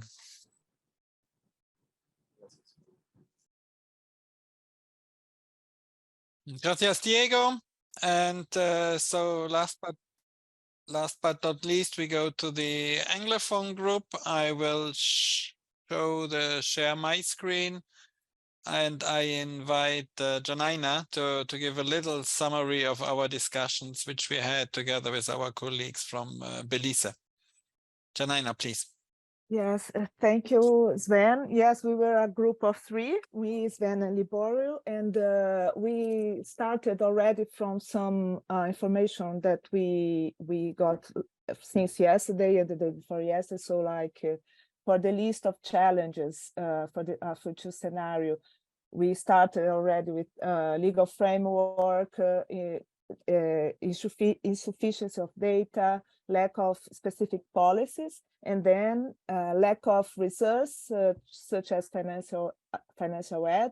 And then we added the difficulties to adapt legislation and policies to specific contexts, like to have a subnational or specific legislation, better coordination between the national and local levels, considering policies like subnational levels, lack of enforcement and accountability at institutional level, and the risk of appropriation of markets by more structured actors, excluding less prepared groups. Like sometimes the not prepared groups can't attend to demands like for school feeding, school meals program, etc.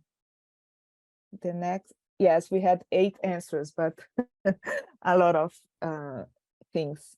The next question.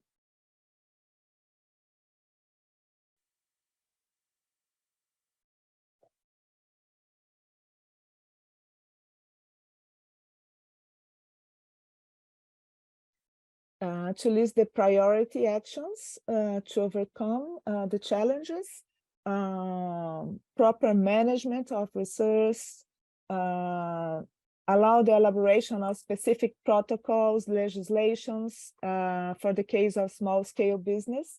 So this one we discussed a lot. Funding programs for enterprise that could work on the transportation and logistics of forest food products. It's very specific, but comparing to wood transportation, they have funding to buy trucks and all the infrastructure, so it would be interesting. Develop specific regulations for specific product or areas.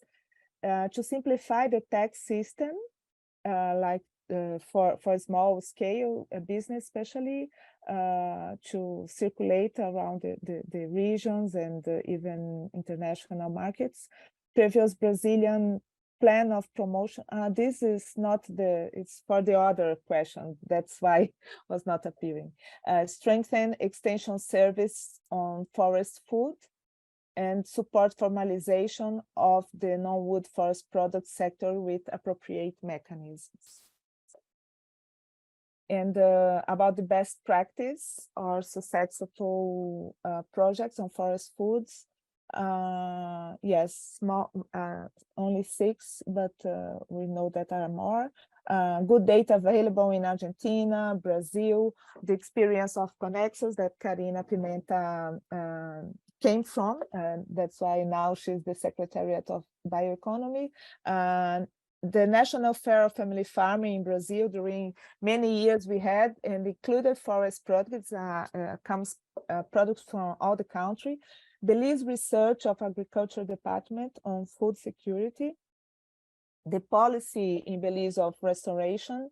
The previous Brazilian plan of promotion of production chains of social biodiversity that is now in the bioeconomy program. And it's repeated good policies in Argentina, Costa Rica, Mexico, and Brazil. Thank you very much, Janaina. I think that was brilliant.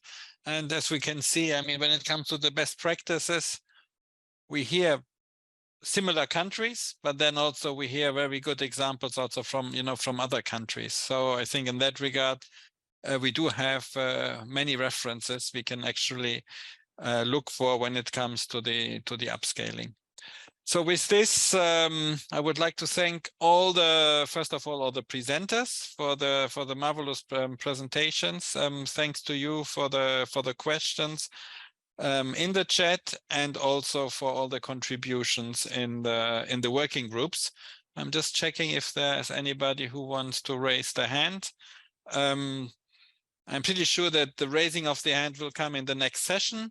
where we will summarize the discussion in the working groups, see a bit, what were the issues discussed, what were maybe the main issues, and we count on your support there to identify these. We will also circulate it, of course, also afterwards to get your feedback, so that we have a comprehensive view on the issue related to the forest foods and their contribution to food security in Latin America and the Caribbean.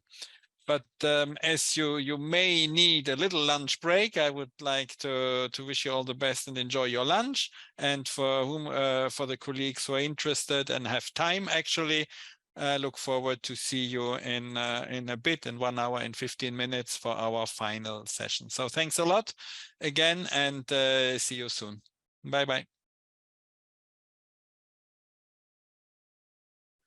Otherwise, I would assume that you agree to this reading.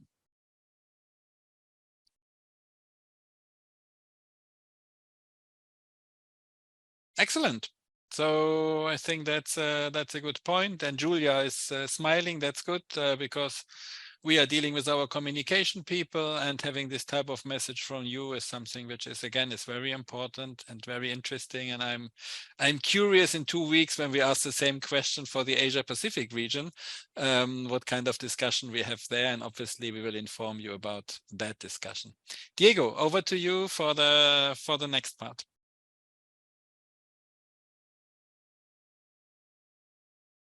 Yeah, thanks, Sven. So one very important part of this work was to define a collective vision, or get close to a collective vision from the diverse participants that we had in this workshop. So this was a challenging work or activity, or in this case, Diego? Yeah, go ahead. You speak in English. Do you do this by purpose? Yeah, I'm doing this by purpose. I'm gonna switch then into okay, Spanish, very good. Okay, I was surprised. Continue. Okay, thanks. And well, we were defining the collective vision, or try to get close to this collective vision. Now I'm switching to Spanish because the slide is in Spanish, and also to include the 2 languages that we had in this workshop. Nosotros logramos identificar, gracias a sus aportes, 4 áreas o elementos claves, que no fue un ejercicio fácil. Sin embargo, lo logramos identificar como nutrición y salud como un área importante, sobre todo promovida por el acceso a alimentos más saludables y diversos, o sea, para promover una vida saludable.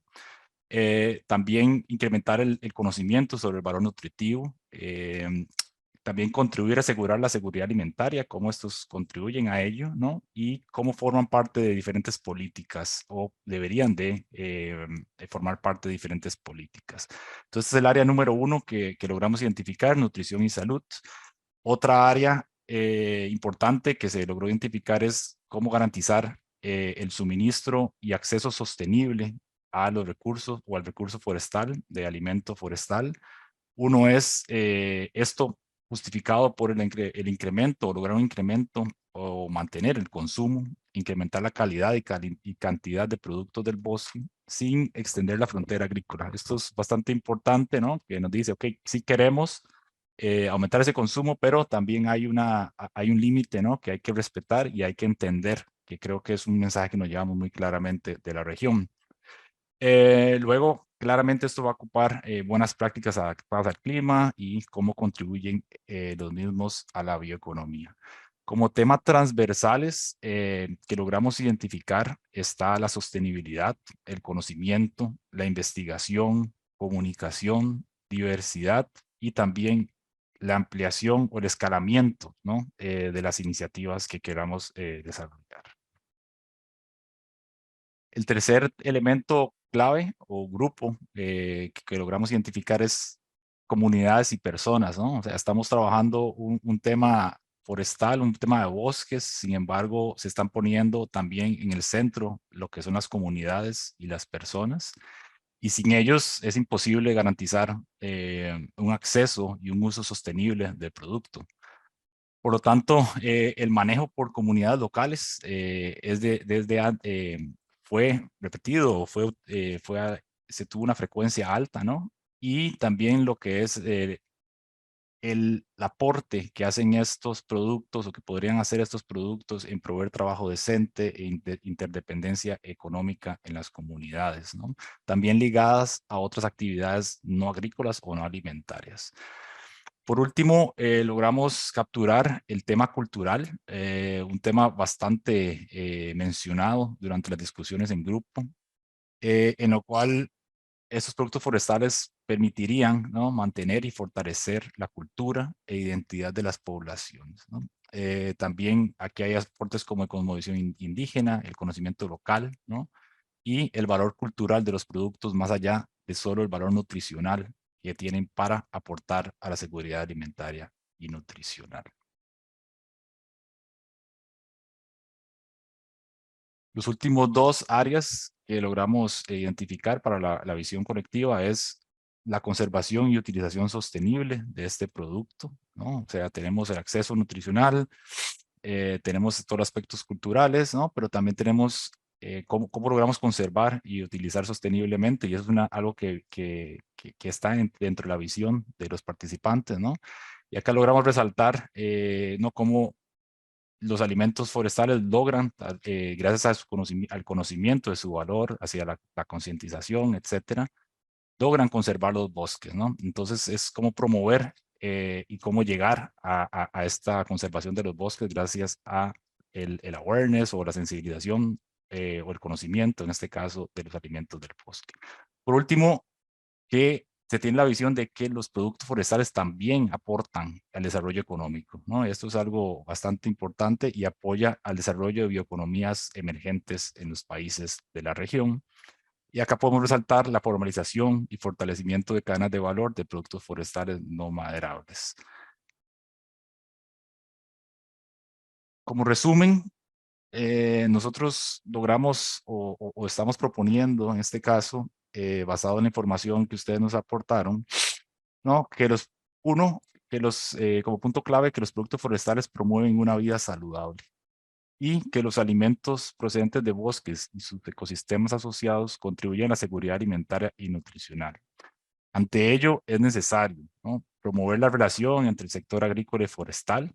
Creo que es un punto muy repetido o muy mencionado, perdón, durante las intervenciones. Luego, promover las buenas prácticas adaptadas al clima y que contribuyen a la bioeconomía. Promover y formalizar el manejo por comunidades locales. También fomentar el trabajo decente y la independencia, perdón. Mantener y fortalecer la cultura e identidad de las poblaciones. Y formalizar y fortalecer las cadenas de valor de productos forestales no maderables alimentarios como elementos preliminares de esta visión colectiva que logramos formar. Sven, volvemos para ver si hay consultas o comentarios acerca de esta síntesis de visión que hemos logrado capturar de los participantes. Thank you very much, Diego. I pass the floor to you. I have a pen here. So if there are any comments, if you think that there were key points which have been mentioned, which are missing, please feel free to mention it now, so we can, we can insert it.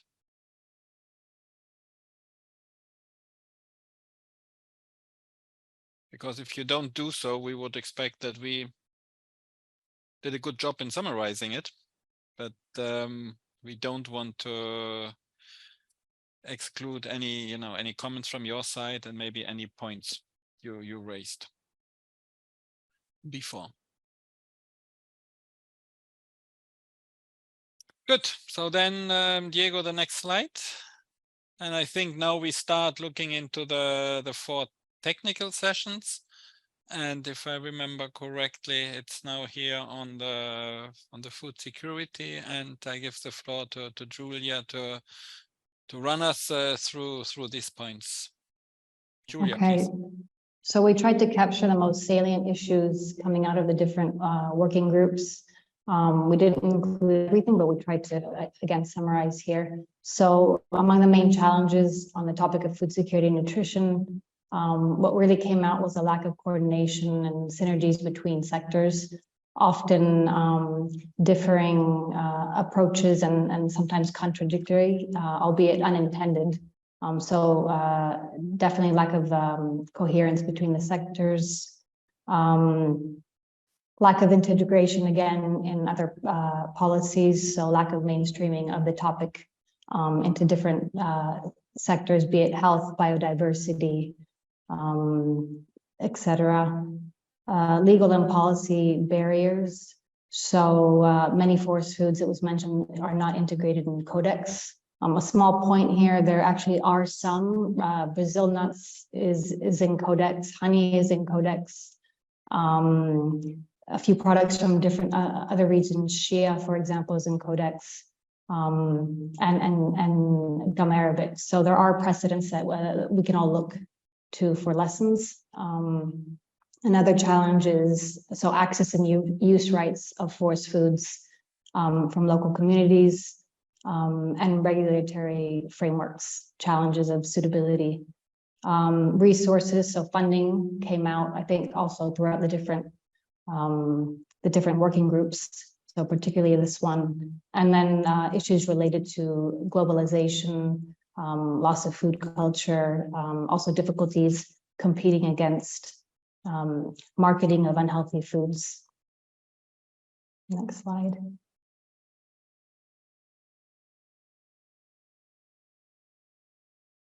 Next, thank you.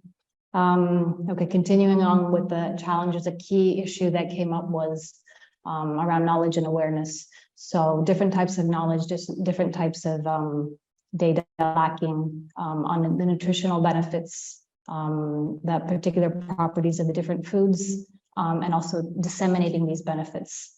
And in addition, loss of traditional knowledge on a lot of these foods. Again, lack of evidence on the different properties of these foods.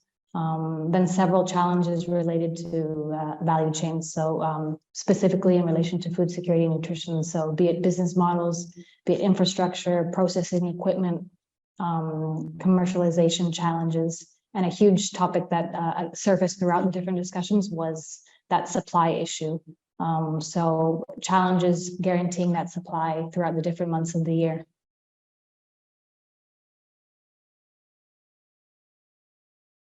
So conversely, you all identified actions to help overcome some of these challenges. Again, key was improving that knowledge, that information, and then consequently building capacity to raise awareness among different stakeholders, increasing research on different aspects from innovation to behavioral change. A core issue that came out was strengthening these linkages between sectors. Again, one sector or one policy might contradict what happens in another sector, and might have unintended consequences. So really the necessity to streamline different policies from these different sectors and create a space for dialogue among these different sectors. So that was a key issue that surfaced here, but also in different working groups.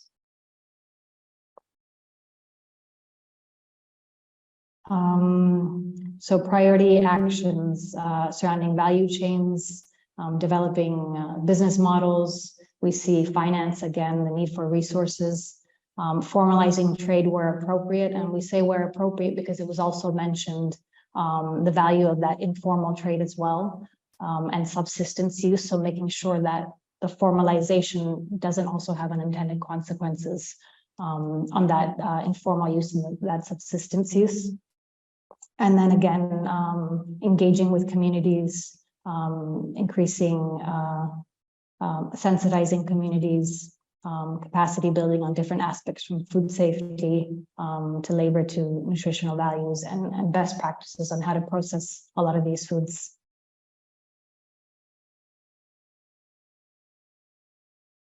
Thanks a lot, Julia. I think that was, let's say, the first summary on food security and nutrition. we decided not to include in that slide the good or the best practices, because there were many out there and it would be too long. We have them well documented and we will share them. And these are extremely good reference points for any future work. And I think that will be beneficial for all of us to share them. We also did not yet have here any priority.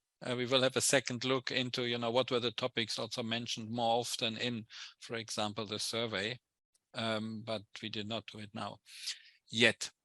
So thanks to Johan for your comment and reminding us on one example, which is on honey. And I think, Julia, that's something we also know from work in other countries, that this is an issue to look at, and which is one example also, which is known, and we do have also others.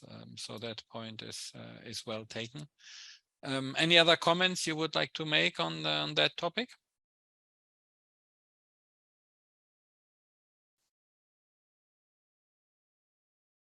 Silence means endorsement. Very good. Ron is happy. He can relax for a minute. Okay, so we go ahead, and the next topic is on conservation and management. And according to my notes, it's Diego who takes over. Well, thanks, Sven. This time I will do it in English, as the slides are in English. So for the conservation and management thematic discussion, we had as preliminary results of the challenges that you mentioned, we grouped them in 5 different groups. The first one is about a challenge on policies and legal framework. We had examples such as policies and regulations are not enforced. There is a lack of policies that allow and regulate sustainable access. Also, a very important one is insufficient political will or unsecure access to land, and reduce interconnection and communication among stakeholders. This last one is very linked with the second group, that is differing approaches and practices, that I can translate it as different sectors working in different bins, or not coordinated. So of course, this has different we'll say approaches between, for example, forestry and agriculture. So also what is mentioned by the participants is that sometimes even when there's activities that join these 2 sectors, such as agroforestry, they tend to be very focused on economic gains and not in other kind of benefits for the population. And that also there's a limited integration of biodiversity and bioeconomy in dialogue spaces. I think that also this is linked with what Julia was mentioning before, and that was repeated in other thematic discussions about the coordination between the different sectors that are part of this topic, or that could be part of this topic. So another challenge identified is the resources group, that it's mainly lack of financial resources and limited budgets assigned for forest food activities. We called or named the other group as an environment that, of course, as was explained since the beginning by our colleagues from Latin America and the Caribbean regional office, FAO regional office, the habitat destruction, deforestation, and land degradation is a main challenge for all. And of course, this has to be, the climate change is some to it. And I think that, if I recall correctly, as mentioned by Dr. Van Veen, of course, this also is affecting pollination and activity of bees, and also the production of different non-wood forest products. The last group that we were able to identify and also repeat it was on value chains. So there's a lack of marketing, logistics, infrastructure, access to water, roads, market, knowledge. Of course, lack of knowledge for domestication of valuable wild species, limited benefits for for or to indigenous and local communities, limited incentive for diversified agroforestry productions, and limited research in production, processing, and storage. Of course, if there's challenges, there's also positives on how to approach them. And here are the main priority actions that you identified and support us to identify. In this case, we group it, the first one as communities. So there's a need to engage and promote dialogue among the communities. Also, the development of a community agroforestry systems, and a very important mention from Suriname by Mayra, the health and safety protection of harvesters along, actually, in this case was a specific example of acai, but actually along the different value chains or different activities involving non-wood forest products. Again, value chains are very important. So there's a need of improving infrastructure, the storage facilities, and logistic chain. Of course, the approach of added value to these products is quite important. The diversification of a plant species in agroforestry production systems, especially in the portfolios that are used for restoration initiatives. There's a need to prioritize and encourage safe and conscious markets, including certification and labeling, and protocols for the sustainable use of these ecosystems. The last two groups of our priority actions is capacity development and research. So there is an important need to train on sustainable management systems, enhance the inclusion of traditional knowledge into research, also increase financial resources for applied research, and also, very important, promote the involvement of the private sector. Finally, to promote knowledge exchange and make available good practices and studies. I think that the last point is very valued by this group. The final action or priority action group is coordination and awareness. So there's a need to increase awareness of the importance of forests for food security, promote policy dialogues among different sectors, promote policy advocacy, and projects and programs with collective visions centered in benefiting local communities, carry out communicational campaigns, and as a general, mainstream biodiversity into or in productive sectors. With this, I close the thematic or the inputs that we could collect and in a way summarize from the conservation and management. Sven, back to you for questions. Thanks a lot, Diego. And you don't close it because there was a comment from Gerardo to highlight also market failures. He said here, highlight market failures in marketing processes such as information asymmetrics, which affect the sustainability. So that's a point which we are noting and we will include. Just checking if there are any other hands raised. Well, they can open the mics too. They are not. They can, of course. But actually, let's see if it works. We would love you to open your camera because we thought that we would like to make a group picture. So if possible, we thought we do it now.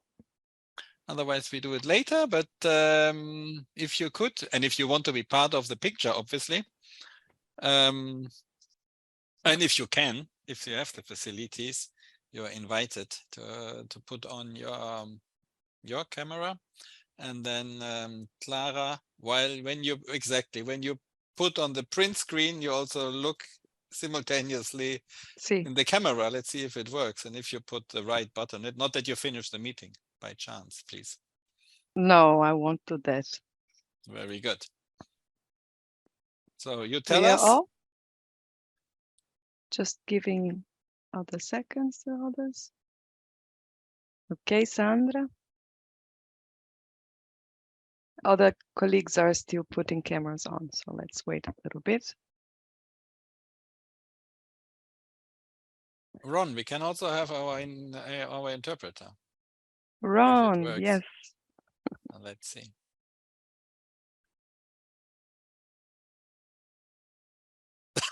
Perfecto. Okay, put it off. Okay. I think we are good.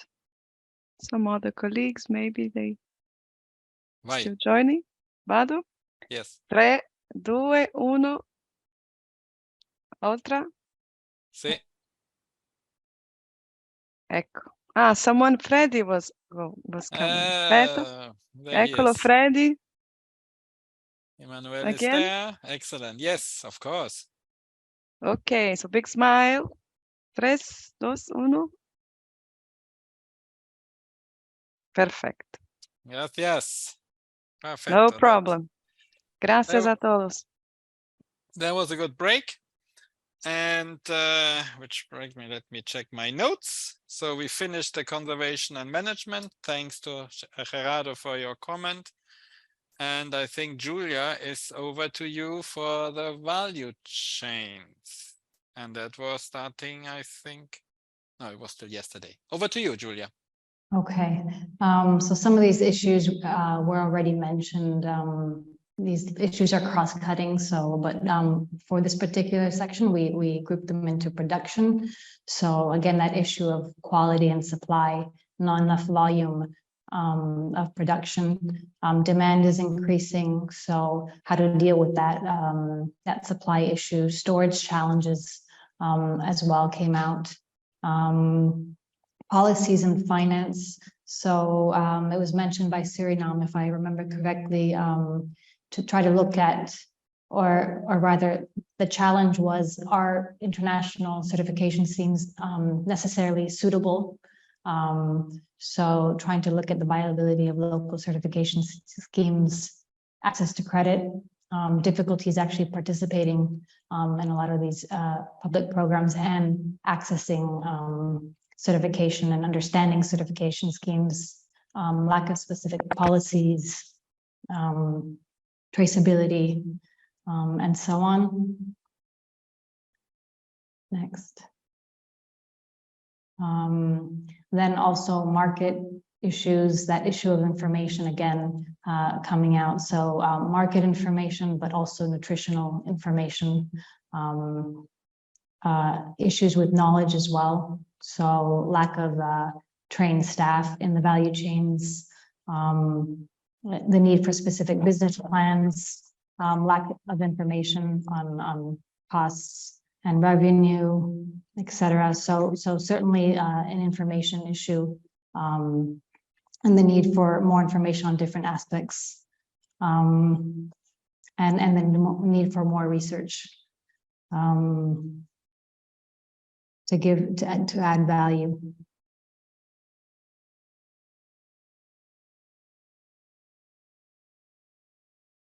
So conversely, again, some of the priority actions to focus on, more research on technology and innovation. So in addition to climate change came up a lot. We don't actually know the effects. I mean, we speak a lot about value chains and developing value chains, but there's also a lot of unknowns with regards to the effects of climate change. So certainly more need to look into that. Capacity development and access to technical assistance, improving methodologies. Again, the issue of data comes out. So I think it's clear across all topics, the need to improve that data and maybe better coordinate and harmonize methodologies on how we generate these statistics. And I'm pleased to see that, because that's a core area of our work. And hopefully in follow-up to this workshop, again, we can, for all those interested in statistics and methodologies, we can group again and join heads on how we can improve these statistics. And then the issue of supply, again, coming out. So how to scale up production and do so sustainably. The example of school feeding came out. And the issue there is often supply, how to guarantee supply in different months of the year. And it was mentioned, I think, by Janina in Brazil, the option of freezing to improve shelf life. But then the issue came up, does that alter the nutrient value of the different foods, for example. So certainly a priority action to continue research on this topic and diversifying markets as well. Ahora digo. Next. Done? I think so. Is there another slide?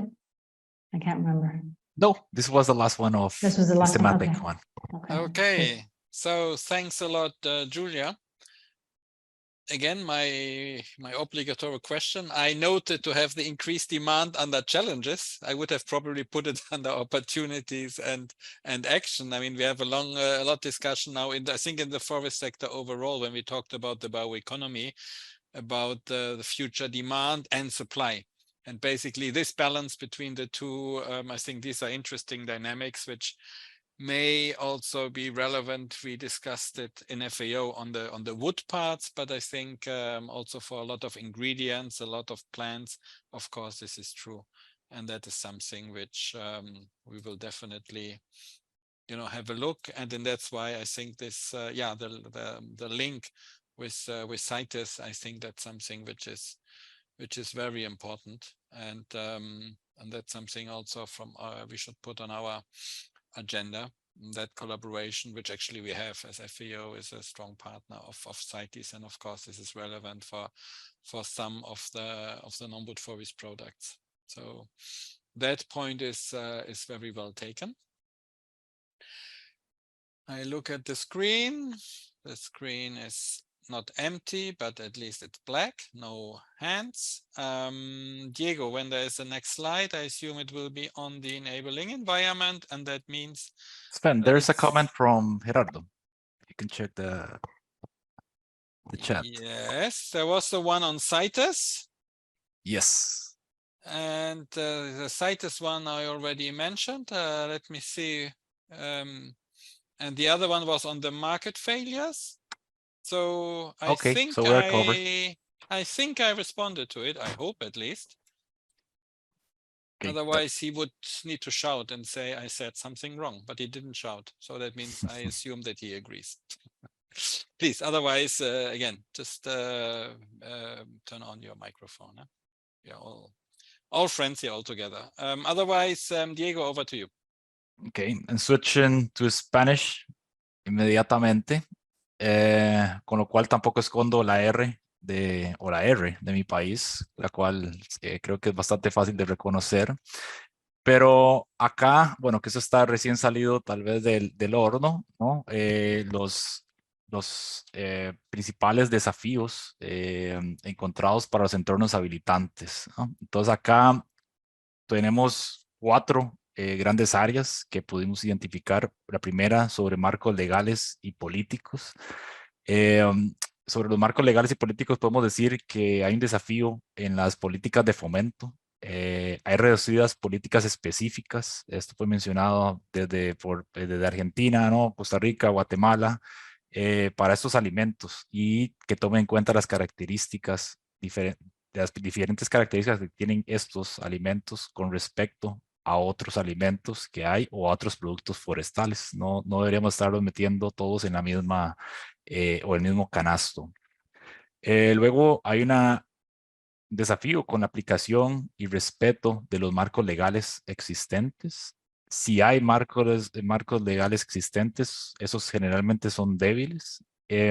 También hay un faltante de planes de manejo. Esto mencionado por varios países. Sin embargo, en algunos otros países se mencionan que no necesariamente lo que se requiere son planes de manejo forestales. Entonces esto lo tomamos nota de ello.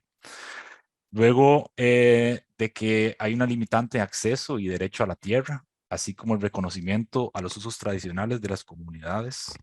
Y un aspecto que lo encontramos en los diferentes grupos es la baja inclusividad en el desarrollo de políticas. Y un ejemplo muy específico es la baja inclusividad en el desarrollo de políticas para acceder a mercados o en el acceso a mercados. Luego otro aspecto bastante mencionado por Gerardo y que también nos lo hizo entender en su presentación es la faltante también de datos y estadística asociada. sobre todo en el tema de existencia, comercio, inventarios, mercados, empleo. Y estos son datos también importantes o información importante para poder desarrollar lo que queremos, ¿no? De mayor advocacia política o poner el tema en mayor relevancia. Eso va a ser necesario, los datos estadísticos para ello. Como dos últimos grupos está la coordinación y conocimiento. Acá este es un grupo un poco más grande que tal vez se puede subdividir luego, pero el conocimiento lo trataron o lo que más obtuvimos fue orientado a educación e investigación. Entonces hay un poco conocimiento, traduzcas educación e investigación en el tema de productos forestales no madereros, específicamente alimentos forestales, por parte uno de tomadores de decisión, pero también fue claro que están a lo largo de los diferentes actores que integrarían una cadena. Hay una nula o reducida comunicación entre diversos actores. Entonces acá vuelve a salir el tema de coordinación entre políticas. Hay un reto en sinergias y políticas interinstitucionales, políticas públicas integrales que incluyen bosque y sistemas agrícolas, ¿no? Todo esto va orientado a la coordinación. También hay un faltante de alianzas regionales en lo que permita la consolidación de acciones concretas, reducida investigación sobre sistemas agroforestales, especialmente tropicales, y en la mejora en la coordinación entre niveles nacionales y locales. Entonces el tema de coordinación creo que lo tenemos clarísimo que sale en estos aspectos. Luego el financiamiento, acceso a créditos, acceso a financiamiento por parte de comunidades locales especialmente, y bueno, que también hay una falta de recursos como lo es, perdón, la ayuda financiera. Por último, vamos cerrando con las acciones prioritarias identificadas. Las agrupamos en políticas específicas y reforzadas o fortalecidas. Creo que sería una mejor traducción en eso. Sobre todo es desarrollar normativas, protocolos y legislación específica para el uso sostenible y conservación de estos alimentos forestales. Habían comentarios como simplificar también las políticas, sobre todo para el cumplimiento de políticas por parte de pequeños o pequeñas organizaciones, productores o organizaciones. También flexibilizar los programas que hay o el acceso a programas públicos sobre productos forestales no madereros o que estén relacionados a la temática. Se requiere acciones prioritarias como apoyar la formalización y los servicios de extensión sobre alimentos forestales, políticas públicas complementarias y planes de manejo. Se requiere también la recopilación y difusión de datos, sistematización de conocimientos y una difusión adecuada. Y por último, tenemos el componente de financiamiento. Entonces se requieren programas de financiamiento para empresas a lo largo de la cadena logística del producto y recursos económicos que permitan la aplicación de políticas y programas específicos en alimentos forestales. Por último está la investigación y desarrollo. Ello involucramos temas como inventarios y monitoreo, de recursos no madereros, planes de estudio, capacitación y difusión, restauración basada en conocimiento local y estudios más concretos sobre alimentos forestales. Sven, this was the last slide. Sí. Estoy aquí. Thanks a lot, Diego. And yeah, it was also the first time to see this type of, let's say, summary. Maybe not yet nuanced, but at least giving a good overview. And I'm looking at the screen, so I don't see a revolution of people. So that means I think then we can be, let's say, proud or happy of the results. So that I think is very important, and we are very happy of this. Let me just see for the comments we are getting. The added values part, I think it was somewhere, but I think that's something which is very important for us in the sense. Also, when we talk about the bioeconomy, we talked one aspect which is always important is the cascading use, but really also to add value for the for the beneficiaries along the value chains, and So that is definitely something which we need to include. And yes, and I can't remember if it was actually in this workshop, because we had another workshop on Wednesday morning about bioenergy, where we got also on bioeconomies, and actually this is the nature-based solutions, you know, were mentioned in that context really as a very important buzzword. And I think in that regard, having this aspect of the nature-based solution probably in the first slide and talking about the vision, I think that is something which would be actually very useful. I do have sometimes, and in the team we have often discussions, on the one side the strong link to the biodiversity, but for some of the products, you know, make it also very clear the link to climate change from an adaptation point of view, probably less from a mitigation point of view. And so having positioned the forest food from the natural use side under the nature-based solution, I do believe that this is a very important point. So thanks a lot, Tanya, for this important comment.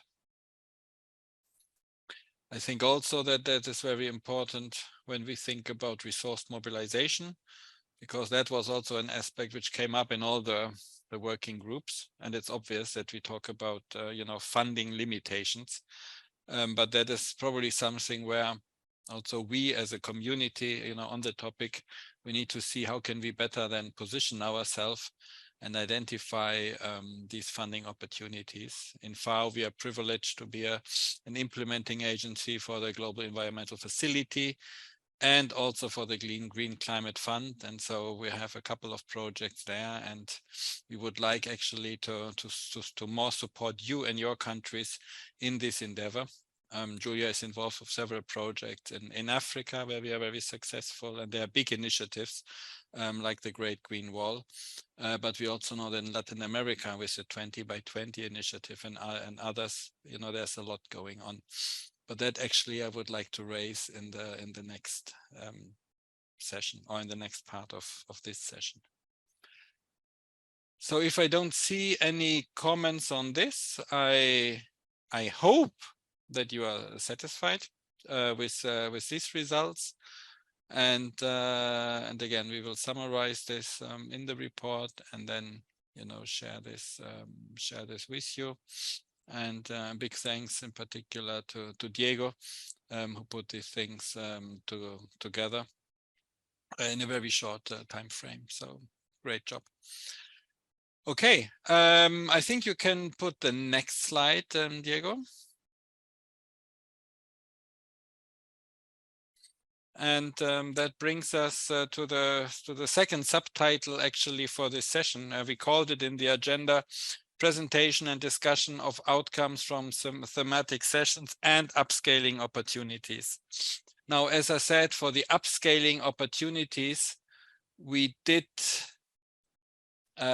have a lot of information which we did not yet share because it was simply too much, because we had all the sessions, you know, and every session had repeatedly different initiatives. So you will get this probably in the annex to the report for the working groups, and we try to do a high-level summary.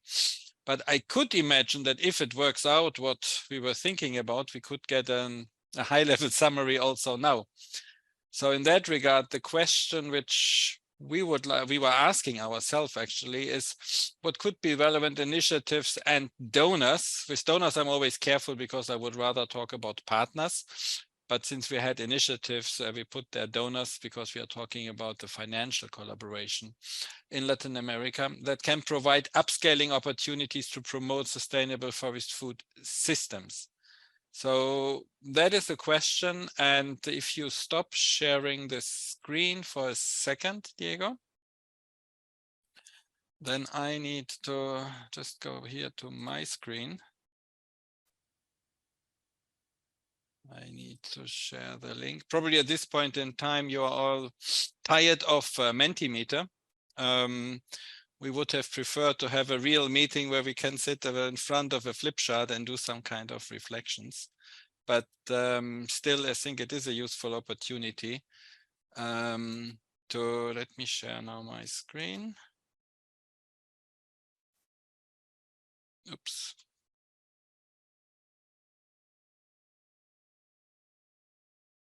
That didn't work. Let me back here.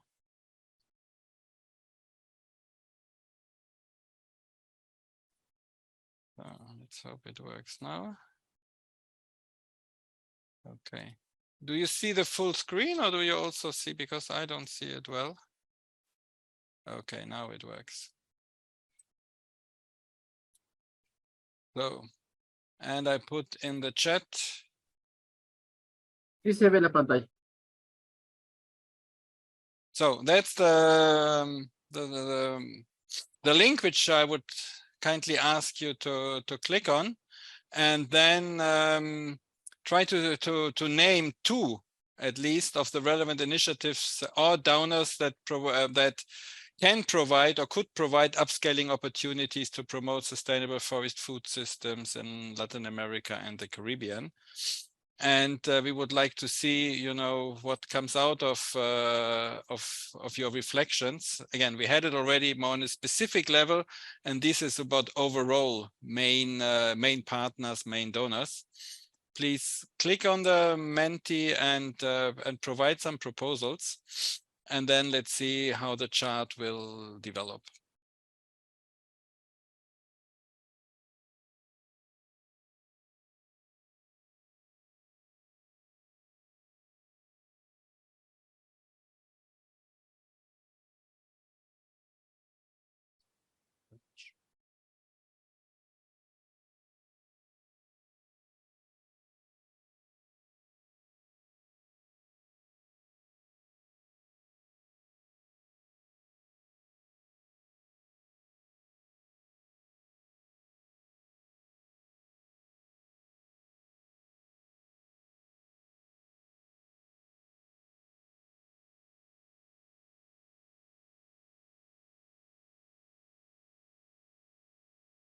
So the Jeff is in the middle. That's not a surprise.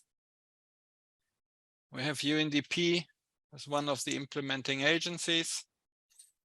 I'm pleased to see my brothers and sisters from GIZ. Also here our friends from IFAD, FIDA, which is mentioned. Seeing also the private sector, which I think is something very, very important for us. Nespresso, we didn't work, I think, as far as I know.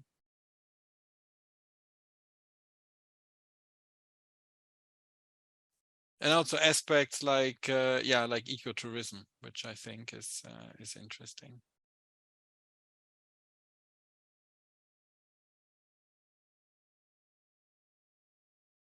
Yeah, I think that you know, that is a very nice nice reflection.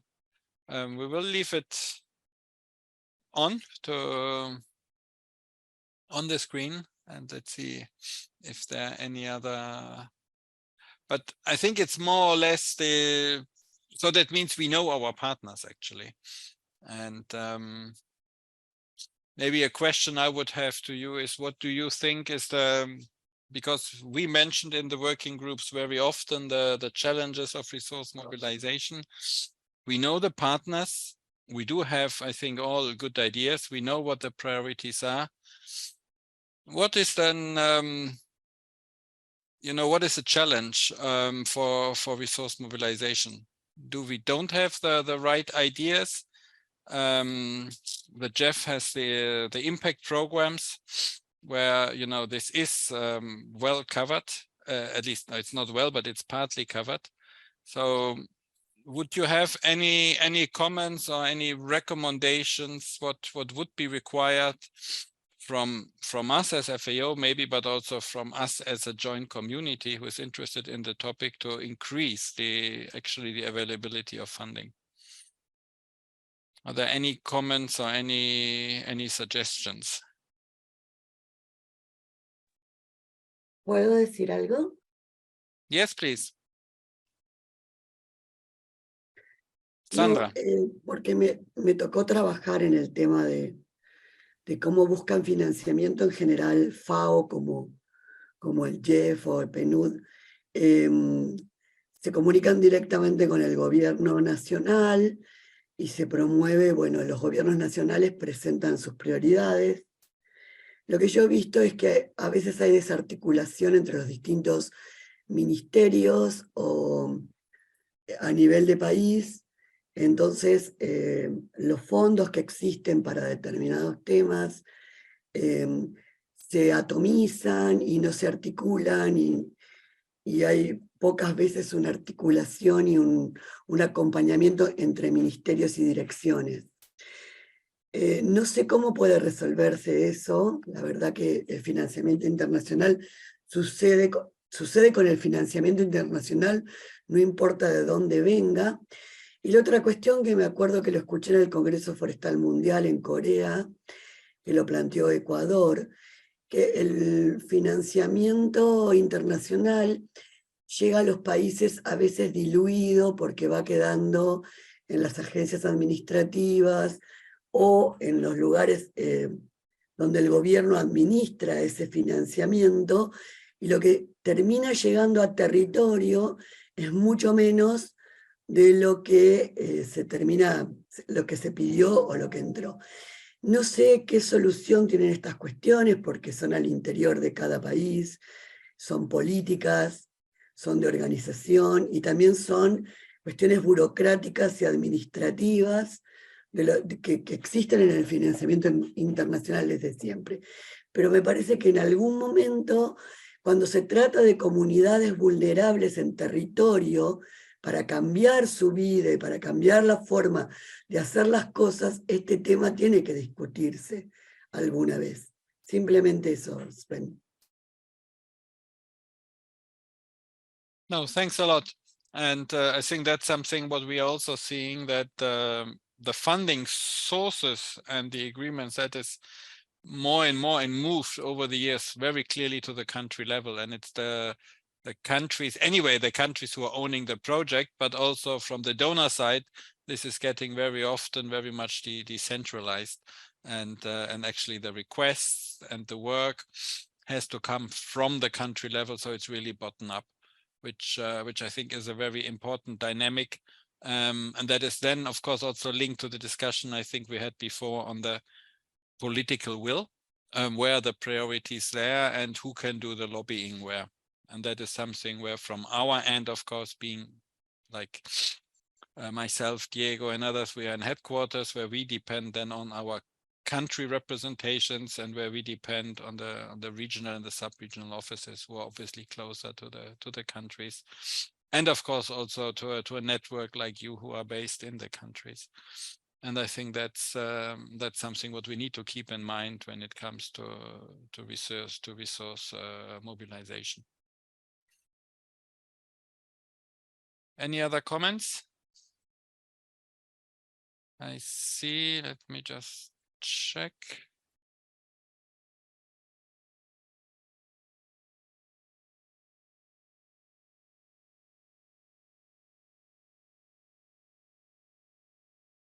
Sarah, do you want to further expand on the agriculture? You mentioned here the regenerative agriculture and the initiative in the tradition, which from our end is often the agri-food systems, which FAO is promoting.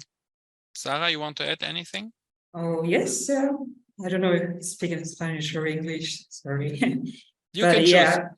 Okay, I'm working right now in UECN, and we are like trying to start or begin with our impact in agriculture too, because we are a conservation institution. And I can see, well, I work specifically in this project of accelerating the transition to a more sustainable agriculture, a global transition.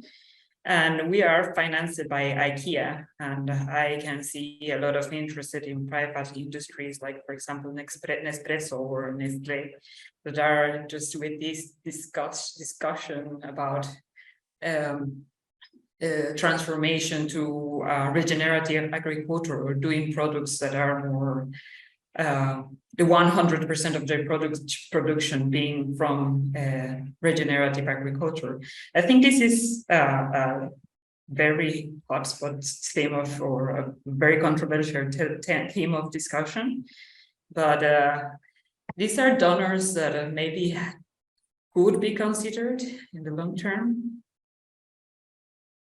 Yes, I mean, I fully agree. And I think they can be considered as donors. They are also partners. And I think there is, probably it is clear that when we talk about upscaling, at the end, this will not happen without the private sector. Now, if it is more the larger companies like IKEA, or if it's smaller ones, that doesn't matter. But the private sector is something which is, I think, which is key. And that's something what from our side, of course, also is very important. Of course, it might be sensitive. So from our side, at the UN side, of course, we have very clear, processes how to engage with the private sector, but they are considered as a key partner. I think also from Gerardo, what you mentioned is the cooperation between the countries. I think there are a lot of examples, and probably we hear also then later on again from Sandra on the on the network, on the bioeconomy. Non-wood forest products is probably one example, but I don't know if you would consider this collaboration at the regional level as sufficient, or if something else needs to be done. I think having this type of exchanges and also capacity building across countries, using the best or the good examples and good practices as example is something very important. And from our end, we are definitely available to support this.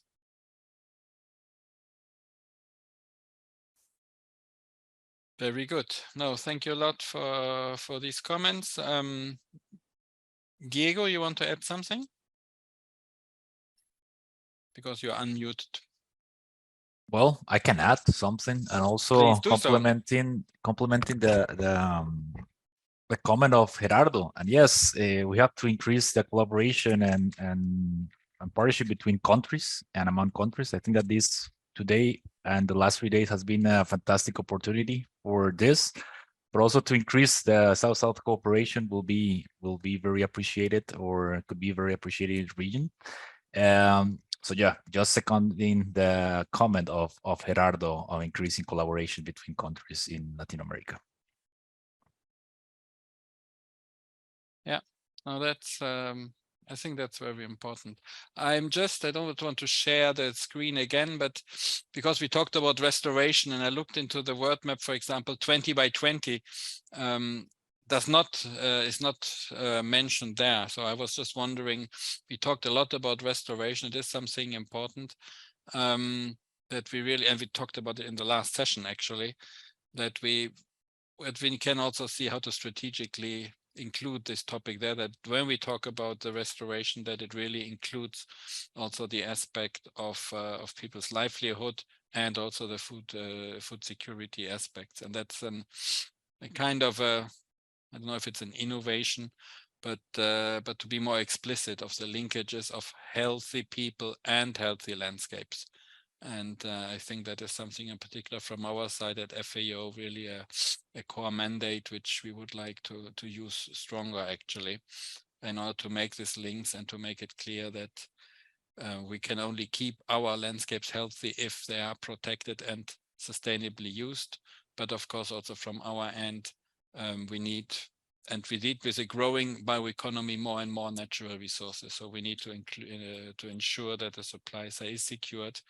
If we then need to promote the demand or basically to manage it, that depends very much on the product and on the situation. So we will continue this discussion now. We are talking about upscaling opportunities. We know that we can only do this together in partnerships. And we have some examples of these partnerships. We know that there are many others. Sarah, you mentioned, and you were talking on behalf of, or from IUCN perspective, which is also involved in in many partnerships, and I know that FAO, IUCN, we are very closely working together on, for example, ecosystem restoration and on many other projects related to non-wood forest products, which is great. We have with us again Sandra Afonso. Sandra, you did, I think it was last year, an excellent symposium on the contribution of non-wood forest products to the bioeconomy. So you are also well positioned to share your views and reflections on partnership opportunities and see, you know, how we can move ahead and really increase our impact on the ground, further increase it in the coming years. May I give you the floor, Sandra, for some reflections from your side? Sí, muchas gracias. Yo gostaria de presentar rapidamente Bioforestalk, la iniciativa, se possível. Ven? Estão vendo? Sí, ¿Pueden vemos, ver? pero aún no en modo presentación. Si gusta, Sí.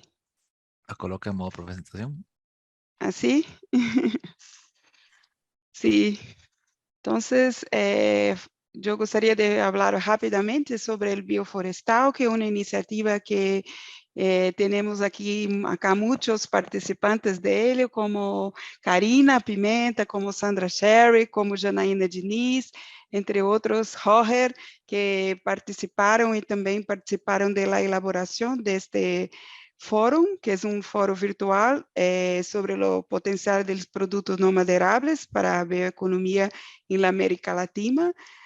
Para la realización de este foro, nosotros tivemos muchos pasos, incluso discutimos la propuesta dentro de un grupo da IUFRO, donde contamos con la participación también de Sven Walter, y con eso hicimos una serie de acciones y una serie de preparatorias hasta nuestro evento que ocurrió en mayo de 2022.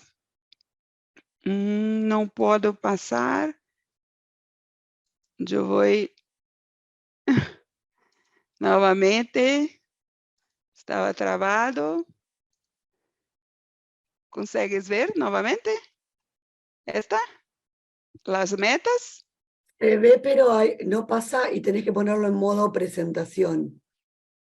Sí, no está pasando. Ahí pasó a la tercera. Sí, las metas. Metas, sí.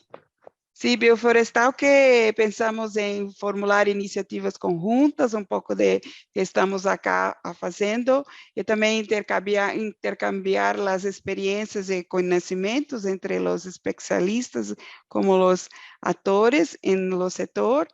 Esperábamos como 4 productos, como a creación de una red de investigación, otros foros de discusión para las políticas públicas, para aprimoramento de las políticas públicas, bien como las alianzas, estrategias y publicaciones a respecto del tema. A lo largo del proceso, nosotros realizamos como 2 reuniones preparatorias en el año de 2021, por fin un evento de 4 días en mayo, cuando totalizamos 350 participantes de 20 países, 50 conferencistas con diversas temáticas en diversas áreas de actuación. Con eso fueron generadas como 140 propuestas de acciones que nosotros sintetizamos por el temas. Un poco del resultado del evento. No está pasando la diapo, Sandra, ¿eh? No pasa. Yo podría compartir Ahí pasó. 100. Sí, yo voy a compartir 100 que esté como modo de presentación. Sí. Entonces, los resultados, discutimos algo como discutimos hoy sobre la bioeconomía, importancia de en la mitigación de los impactos del cambio climático, bien como de reconocimiento de los pueblos y comunidades tradicionales, y la necesidad de que esta terminología tenha em mente a inclusão produtiva com sustentabilidade. Em centro de conceito, falamos sobre organização social como muito importante para o desenvolvimento da bioeconomia inclusiva. Com isso, eu vou apresentar muito rapidamente as propostas que temos como 6 blocos. Um mais relacionado a las capacidades, creação de capacidades, tendo em conta os diferentes saberes, como os saberes tradicionais, os saberes de investigadores da academia, a importância de processos educativos sobre cadenas de valor, como fóruns intersectoriais, como oferta de cursos a respeito do tema de bioeconomia, de não maderável, sistematização, comunicação, difusão. Também falamos sobre a comercialização em mercados, a importância da estruturação da base produtiva das cadeias, novamente capacitações, tecnologia, financiamento, como estratégias diferenciadas com enfoque em comércio justo, pagamento por serviços ambientais, investigações, outros mais elementos importantes para o fortalecimento das cadenas de valor. Também tratamos da restauração como uma cadeia importante para o desenvolvimento da bioeconomia. Hoje falamos muito sobre a restauração produtiva em Brasil como bom caminho para atingirmos as metas de restauração e, ao mesmo tempo, fornecermos produtos alimentícios. Também tratamos da promoção de investigação, mais uma vez, considerando os diferentes saberes, importância de tratarmos como poderíamos colaborar na região da América Latina e Caribe para o desenvolvimento de bioeconomia em não madeiráveis, intercambiando experiências. Para isso, também pensamos repositório que temos hoje dentro da base de OTCA ou Ótica. Também falamos de mecanismos financeiros para o desenvolvimento de cadenas, como falamos neste seminário.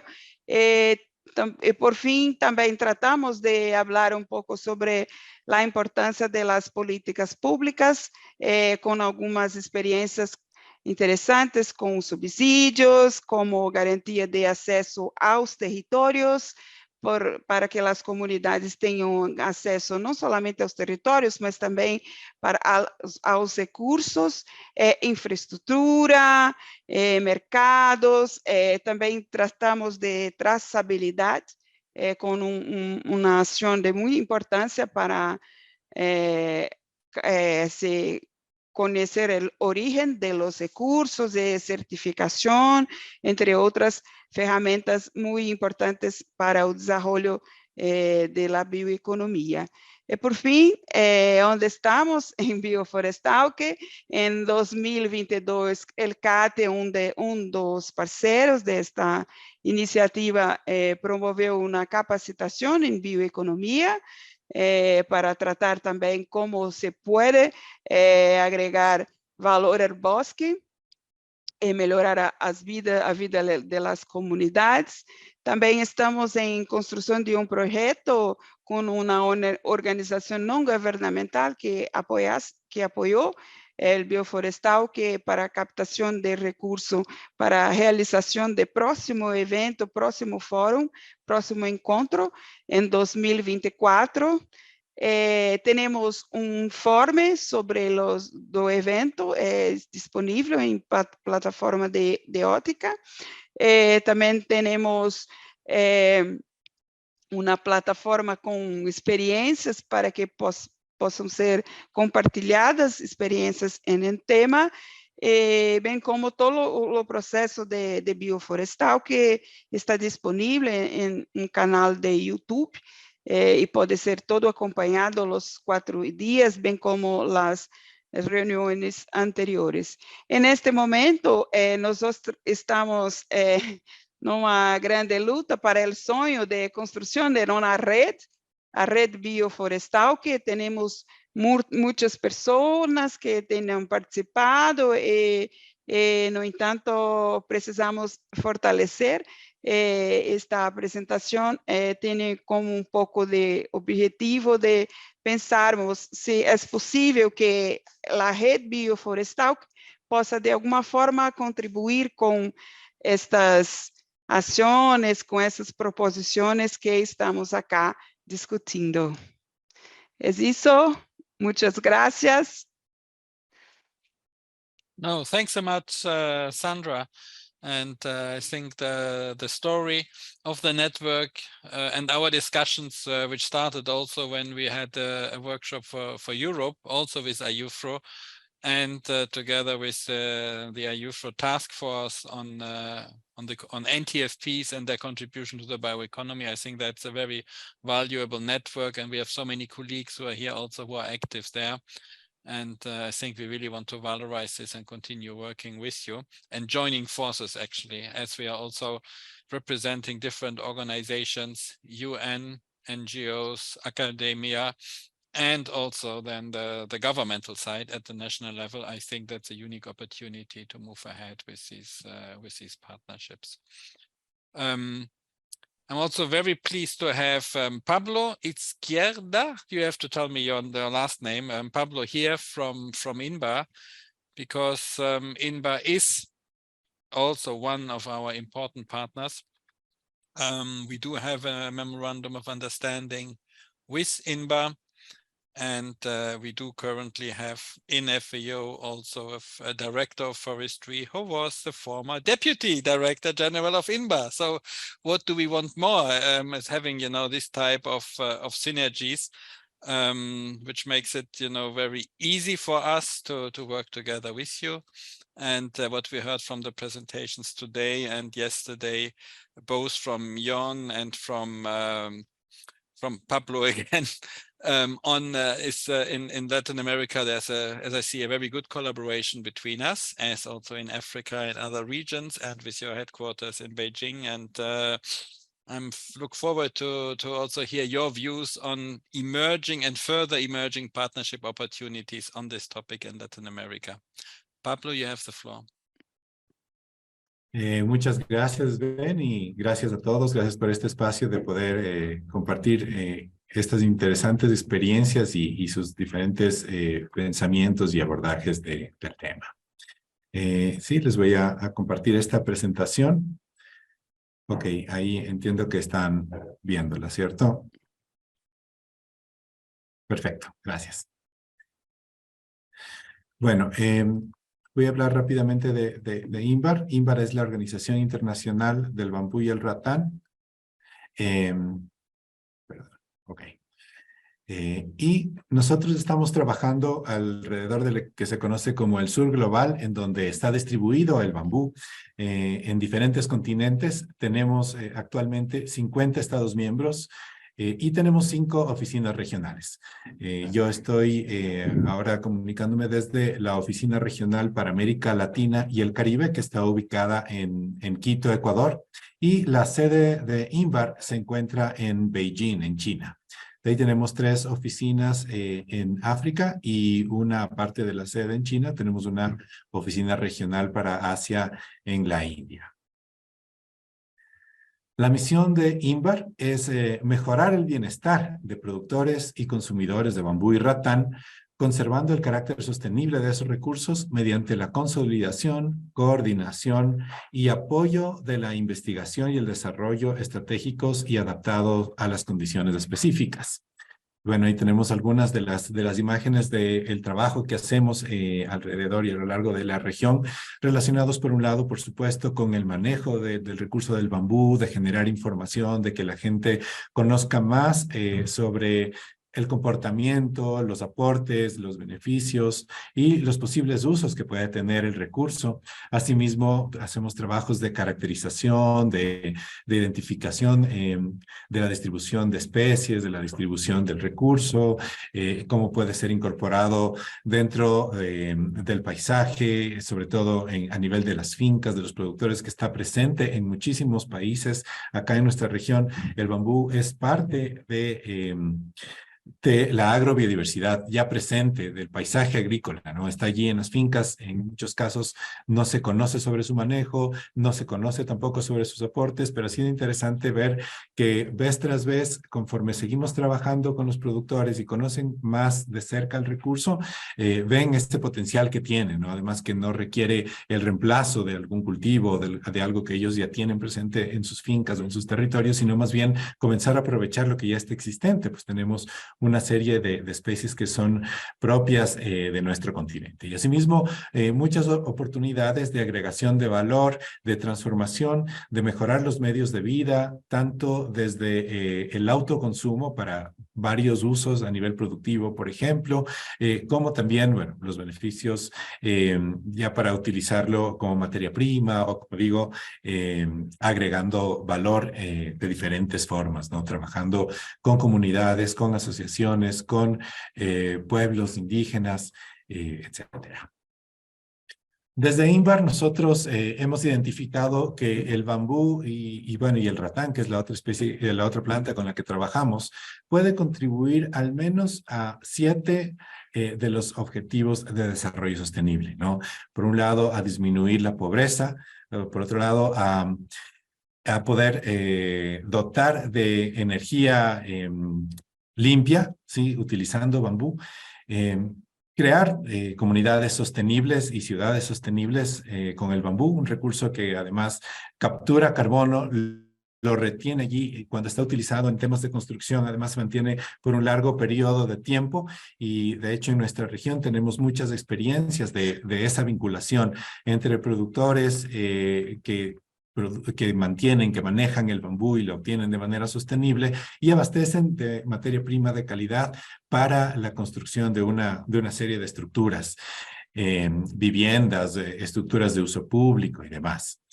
Por otro lado, cambiar el sistema de consumo, ¿no? El objetivo 12 hacia uno más sostenible, más responsable, utilizando el bambú para el efecto, a través de muchas aplicaciones, muchos usos, como les comentaba, y pues además propiciando este sistema de economía circular, ¿no? En el cual integramos varios elementos a lo largo de la cadena de valor y tenemos muy pocos residuos que pueden además seguirse incorporando hacia otros diferentes usos. De igual manera, el bambú contribuye a la vida en la tierra. Es un recurso estratégico para la acción climática, como les digo, tanto en los temas de captura de carbono, como pues por la infinidad de servicios ecosistémicos que provee. Y por supuesto, ¿no? Alrededor del establecimiento de alianzas para el alcance de los diferentes objetivos. Como INVAR, nosotros tenemos 4 objetivos estratégicos dentro de nuestro plan estratégico que va hasta el 2030. Por un lado está la elaboración e impulso de políticas para promover inclusión del bambú y ratán en el desarrollo socioeconómico y ambiental a nivel nacional, regional e internacional. Quisiera comentarles, por ejemplo, en Ecuador hemos podido, ya que estaba hablando de la construcción, hemos podido aportar en el Plan Nacional de Hábitat y Vivienda del Ministerio de Desarrollo Urbano y Vivienda en Ecuador, en donde se incluye el bambú como parte de los elementos que se utilizan en la construcción de viviendas de interés social para la costa y la Amazonía. Estas viviendas, estos prototipos que ellos diseñaron y que ya se están construyendo, tienen la estructura de la cubierta, es hecha de bambú. Entonces, toda esta vinculación, como les digo, desde el campo, desde mano de obra especializada y luego de las familias que reciben estas viviendas, ¿no? Como un ejemplo en la elaboración e impulso de políticas. Por otro lado, en la representación y abogacía de los países miembros, en convenciones, reuniones de alto nivel, donde se abordan y se toman decisiones de nivel técnico y político de problemáticas que repercuten a la región y a nivel internacional. Y pues justamente este espacio es parte de este tipo de trabajos. Por otro lado, el aprendizaje, intercambio de conocimientos y lecciones aprendidas a través de fortalecimiento de capacidades mediante entrenamientos, cooperación sur-sur y triangular, elevando así la conciencia sobre la relevancia del bambú como un recurso estratégico. Esto se ha realizado a través de varios medios y de varias formas. Uno de los caminos es siempre dentro de los proyectos que implementamos tanto a nivel global como ya específicamente acá en la región. El intercambio de experiencias para nosotros es fundamental entre pares, ¿no? Recientemente, como parte de un proyecto que estamos implementando en la Amazonía de Colombia, Ecuador y Perú, por ejemplo, tuvimos un grupo de participantes del proyecto que visitaron India para poder conocer allí otros productores de bambú, otros actores políticos, de cómo incorporan el bambú dentro de sus estrategias locales de desarrollo, tanto desde el punto de vista ambiental como desde el punto de vista de desarrollo socioeconómico, agregando valor, vinculando pues a la cadena de producción alrededor del bambú. Y finalmente, el cuarto eje estratégico es la investigación, acción y apoyo a los países a través de la asistencia técnica especializada en implementación de programas e iniciativas que aplican las mejores prácticas en el aprovechamiento, manejo y uso del bambú. Entonces, bueno, les decía, los diferentes proyectos que implementamos contribuyen en mucho hacia esta línea de investigación, acción, generando lecciones aprendidas, dando asistencia técnica en diferentes niveles. Y adicionalmente acá les comento, por ejemplo, que como parte de un proyecto implementado con la Agencia Española de Cooperación Internacional para el Desarrollo, lanzamos la Red Internacional de Universidades y Centros de Investigación relacionados con el bambú, la RIUSI Bambú, que hasta el momento tiene cerca de 40 instituciones. La gran mayoría son de América Latina y el Caribe, pero ya se están integrando otras instituciones de Inglaterra, de la India, bueno, de Europa en general. Y esta red va creciendo para facilitar el intercambio también entre docentes, investigadores, generando más conocimiento, más aporte alrededor de cómo el bambú puede contribuir en diferentes ámbitos, en diferentes territorios. En este sentido, entre las principales acciones... Pablo. Gracias. Entre las diferentes acciones que planteamos y que hemos trabajado acá en América Latina y el Caribe, está el trabajo con actores locales, nacionales, en diseño de políticas, instrumentos, estrategias nacionales y locales para el desarrollo del bambú, como por ejemplo aportes al desarrollo de la Estrategia Nacional del Bambú en Perú, la Ley para promover el uso productivo de la guadua y el bambú en Colombia, ordenanzas municipales en Ecuador, entre otras. El desarrollo de alternativas de uso del bambú para contribuir en la lucha contra los efectos del cambio climático, por ejemplo, la cadena de la construcción, utilizándolo como material sostenible con baja huella de carbono, elaboración de productos para el reemplazo de plásticos de un solo uso y como sustituto de la madera para reducir la deforestación. El aprovechamiento de servicios ecosistémicos del bambú e impulsar soluciones basadas en la naturaleza con diferentes propósitos. Restauración de ecosistemas y paisajes degradados, recuperación de suelos y conservación de fuentes hídricas, establecimiento de corredores de biodiversidad, provisión de materia prima para autoconsumo, entre otros. Fortalecimiento de capacidades, un tema muy importante, y acá lo trabajamos en varios niveles, ¿no? Relacionados con el aprovechamiento sostenible, agregación de valor del bambú, con comunidades rurales, con pueblos indígenas, con organizaciones sociales, servidores públicos, profesionales especializados, entre otros públicos objetivos. Y, bueno, estudios de distribución del bambú con diferentes estrategias y con diferentes propósitos para generar información que fortalezcan o faciliten la toma de decisiones. Bueno, este era un pantallazo rápido. Les comento que INVAR el año anterior, en octubre, cumplió 25 años y aquí estamos contentos con la expectativa también de poder seguir generando sinergias, de seguir generando alianzas para contribuir hacia el desarrollo sostenible a través de este recurso que lo consideramos estratégico. Muchísimas gracias. Thank you very much, Pablo, and we will definitely continue to collaborate. And actually, we have a meeting with your team in Beijing next week to discuss our work plan for the next 3 years. So looking forward for the next 25 years of collaboration. Thanks also, Tanya, for your comments and linking the discussion we had here in Latin America already with Asia and with your route from Asia, because we know that Inba will join us also for the workshop in the Asia Pacific region. And as I said before, we will be very curious to see what kind of discussions we had here. So we had now 6 very intensive sessions, and thanks to Sandra and Pablo for these, reflections also on partnership, which we did also before, and where we looked into, other partners which are important for implementing all the ideas which we shared now over 2 to 3 days. Before going into the closing, I look on the screen and want to check if anybody of you would like to raise some final comments or some proposals or some statements also there on partnership opportunities. Think about it if you want to do a little statement. Thanks a lot for all your participation in the working groups. I see that my colleagues, that Daniela is here from Santiago, and I think also Peter is there. I don't see him, but I guess he's around. So thanks a lot also from our side for you in Santiago de Chile at our regional office for actually co-hosting this event. It was from our side very important to liaise with our friends and colleagues in Latin America and get some new insights on these linkages and the nexus between forestry and nutrition, and with regard to our priority area on forest food and nutrition.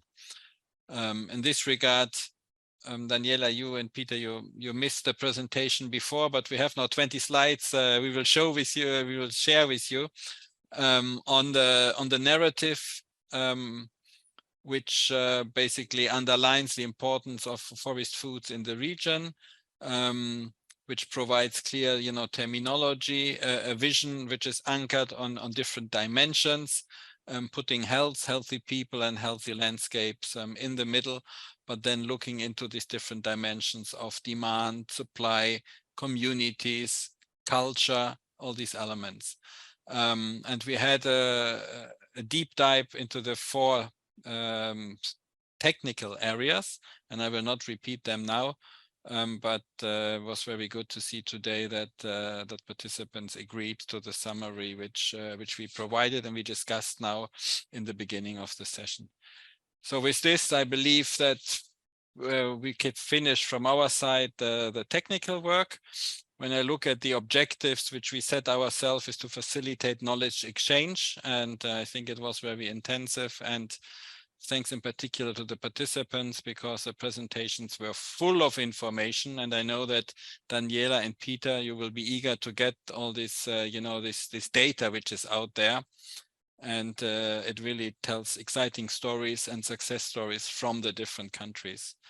We also were able to identify the main opportunities and challenges, and what we will do for the report also is see if we can do a kind of a prioritization. But we obviously know that this also depends on the specific context from each country and then on any kind of implementation arrangements. For the identification of partners, it was good to do the exercise this afternoon, but the partnerships is first among ourselves, and it's among the people who attended these 3 days. And we are very thankful to your commitment to stay with us for these 6 sessions. So in that regard, I think what we did and the information we collected will help guiding our work in the forestry division and in consultation with our colleagues, nutrition and agriculture to move ahead jointly and to support countries also in the context of the bioeconomy, as we heard.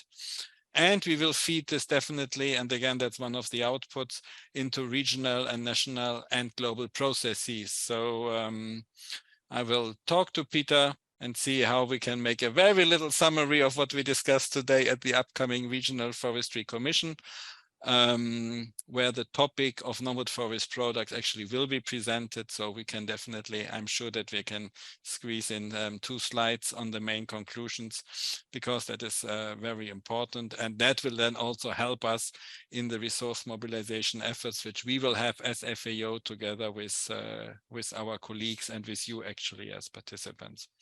I do not want to say much more about it. From my side, I would like to thank you very much. Particular, of course, looking at my team, at Diego, who did a lot of most of the legwork from a technical point of view, Julia, our mastermind on non-wood forest products, and Clara, who had some long days in order to make all this happen here for the workshop. So thanks a lot to you. But as I said, big thanks to Peter and Daniela in Santiago de Chile. And we are looking forward to our continuous collaboration. And don't worry, Peter, I will give you the floor. And yeah, looking forward some guidance and some ideas from your side. Peter, please. Yes. First of all, a very big apologies that I wasn't able to participate today. There were some emergencies popping up on work, and when I tried to connect half an hour ago, I started to have all kinds of problems with my computer. That's what you always see, is when you need it, things go wrong. Anyhow, I really would thank a lot to everybody who participated in these 3 days. I think for us, from the perspective in Latin America and the Caribbean, FAO, you have discussed 3 very important issues, which or we haven't yet started working on, we have been weak on, or we have decreased our activities, and they are all 3 very important to move ahead with. First of all, the whole issue of biodiversity and nutrition. I think that Daniela will completely agree on that part. We have to pick it up. And I think that a lot of the things you discussed during these studies are very important. The whole issue of bioeconomy, it's an issue which FAO wants to give more attention to, also giving the global needs, but also within the region. We already have some countries who are moving ahead a bit in this issue, and we definitely need to strengthen our activities in this area. And I hope that some of the outcomes of your workshop will help us to define our work in the future. And of course, the other issue of non-wood forest products is an issue which we have been working on in the past. I think it has been fall down a bit. We're not working on it as much as we used to do some years ago. It's important. We also have to start looking at other products than only the traditional ones. Like I think the main example, which always would be mentioned in Latin America, would be the Brazil nut. There are a lot of more products. And besides talking just about the project, the product, it will be very important to talk about the value chain in this case, related to those products.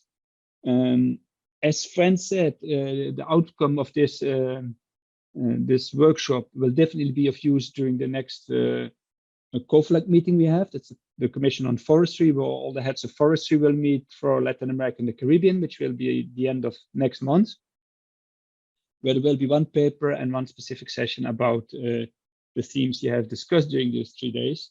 So from my side, before giving the word to Daniela, I would really like to thank everybody who has been present, all the people from the region, but especially Sven's team, which I think has done a marvelous job on putting this together. And I hope that all the people who have participated have seen how we collaborate between, let's say, our people at headquarters, where Sven's team is based, and more, let's say, the people who are based here in the region, where we, for instance, me as a forester, we are supposed to fulfill a more generalist role, but we are very happy that we can fall back for the more specialized knowledge and expertise on people like Sven and his team. So I really would like to thank you all. Apologies again that I couldn't participate as I wanted today, but that's life. And fortunately enough, we have a good team of colleagues with Sven who helped us. Thank you all a lot. I don't know if Daniela still wants to say something. She has to. Muchas gracias, Peter. Me voy a cambiar al español. Primero, bueno, quiero felicitar a todos quienes fueron parte de la organización de este evento, principalmente por dos razones. Primero, por poner el tema de la importancia de los recursos forestales y la cobertura forestal para la seguridad alimentaria y la nutrición. Y segundo, por tener esta instancia de intercambio de experiencias, de diálogo, porque efectivamente la cooperación y la integración de las distintas cosas que se están haciendo desde no solamente los Estados miembros, sino que también desde otros sectores del sistema agroalimentario, sin duda nos va a llevar a superar en el fondo la situación que hoy día tenemos de inseguridad alimentaria y malnutrición en todas sus formas en la región. Y solamente comentar a grandes rasgos, partimos, ¿cierto?, estos días que han sido intensos, partimos conversando acerca de la situación, del panorama regional de la seguridad alimentaria y la nutrición, y ahí pusimos sobre la mesa efectivamente cómo ha aumentado la prevalencia del hambre y la prevalencia de la inseguridad alimentaria moderada y severa desde el año 2014 en nuestra región y cómo se acentúa más en el contexto de la pandemia entre 2019 y 2021. En segundo lugar, también destacamos de la importancia de poner énfasis también en la malnutrición en todas sus formas, ya que, por ejemplo, lo que respecta al retraso en la talla, si bien ha mejorado en la región, hay algunos países que siguen teniendo prevalencias bastante altas, afectando a muchos niños y niñas en su desarrollo y su salud, y también en los niveles, ¿cierto?, que tenemos de prevalencia de sobrepeso y también de obesidad en la región, que están por sobre los niveles a nivel mundial. En tercer lugar, también destacamos el costo de una dieta saludable y cómo ese costo en América Latina y el Caribe es más alto en comparación a otras regiones y también en comparación, ¿cierto?, al mundo. Y este es un punto muy importante porque efectivamente una dieta saludable incluye esos recursos forestales, incluye esa diversidad de la dieta que se produce por los recursos forestales y por la transformación de los sistemas agroalimentarios hacia sistemas que sean más eficientes, más inclusivos, más resilientes y también más sostenibles. Y todo esto para una mejor producción, pero también una mejor nutrición, un mejor ambiente y una vida mejor.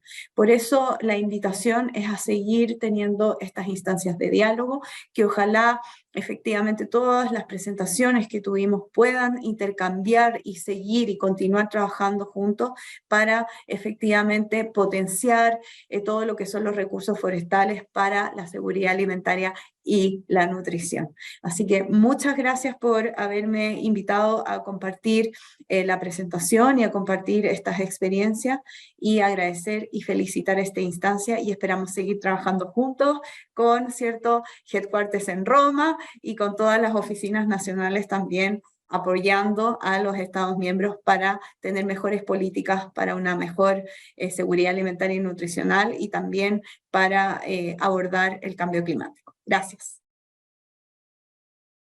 Thanks a lot, and thanks to Daniela and Peter that we could join Latin America and the Caribbean. That's thanks to you. We are approaching here slowly 10 o'clock in the evening, so our working week actually stopped some time ago, but it will stop now, while you may need to work still a little bit at least.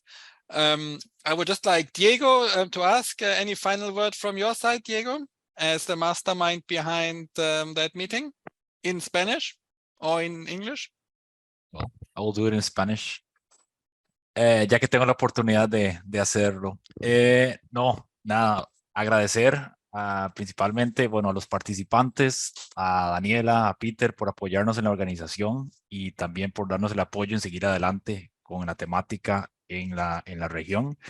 Agradecer primeramente a los participantes y sobre todo a todos los panelistas y presentadores de notas claves, de presentaciones flash, por tratar de mantenerse en los 5 minutos, que sé que es algo muy difícil. Y bueno, algunos reprobaron, pero otros más que algunos otros.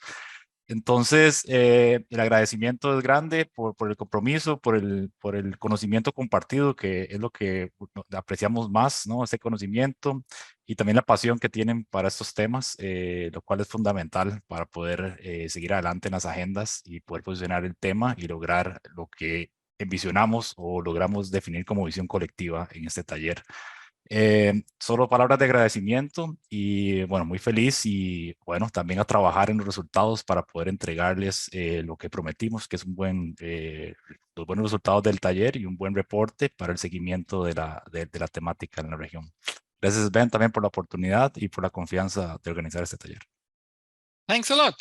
So since Daniela and Peter, you are there, and since we are saying now all bye-bye, maybe we do a last photo all together. And which will then also be the bye-bye to all of you.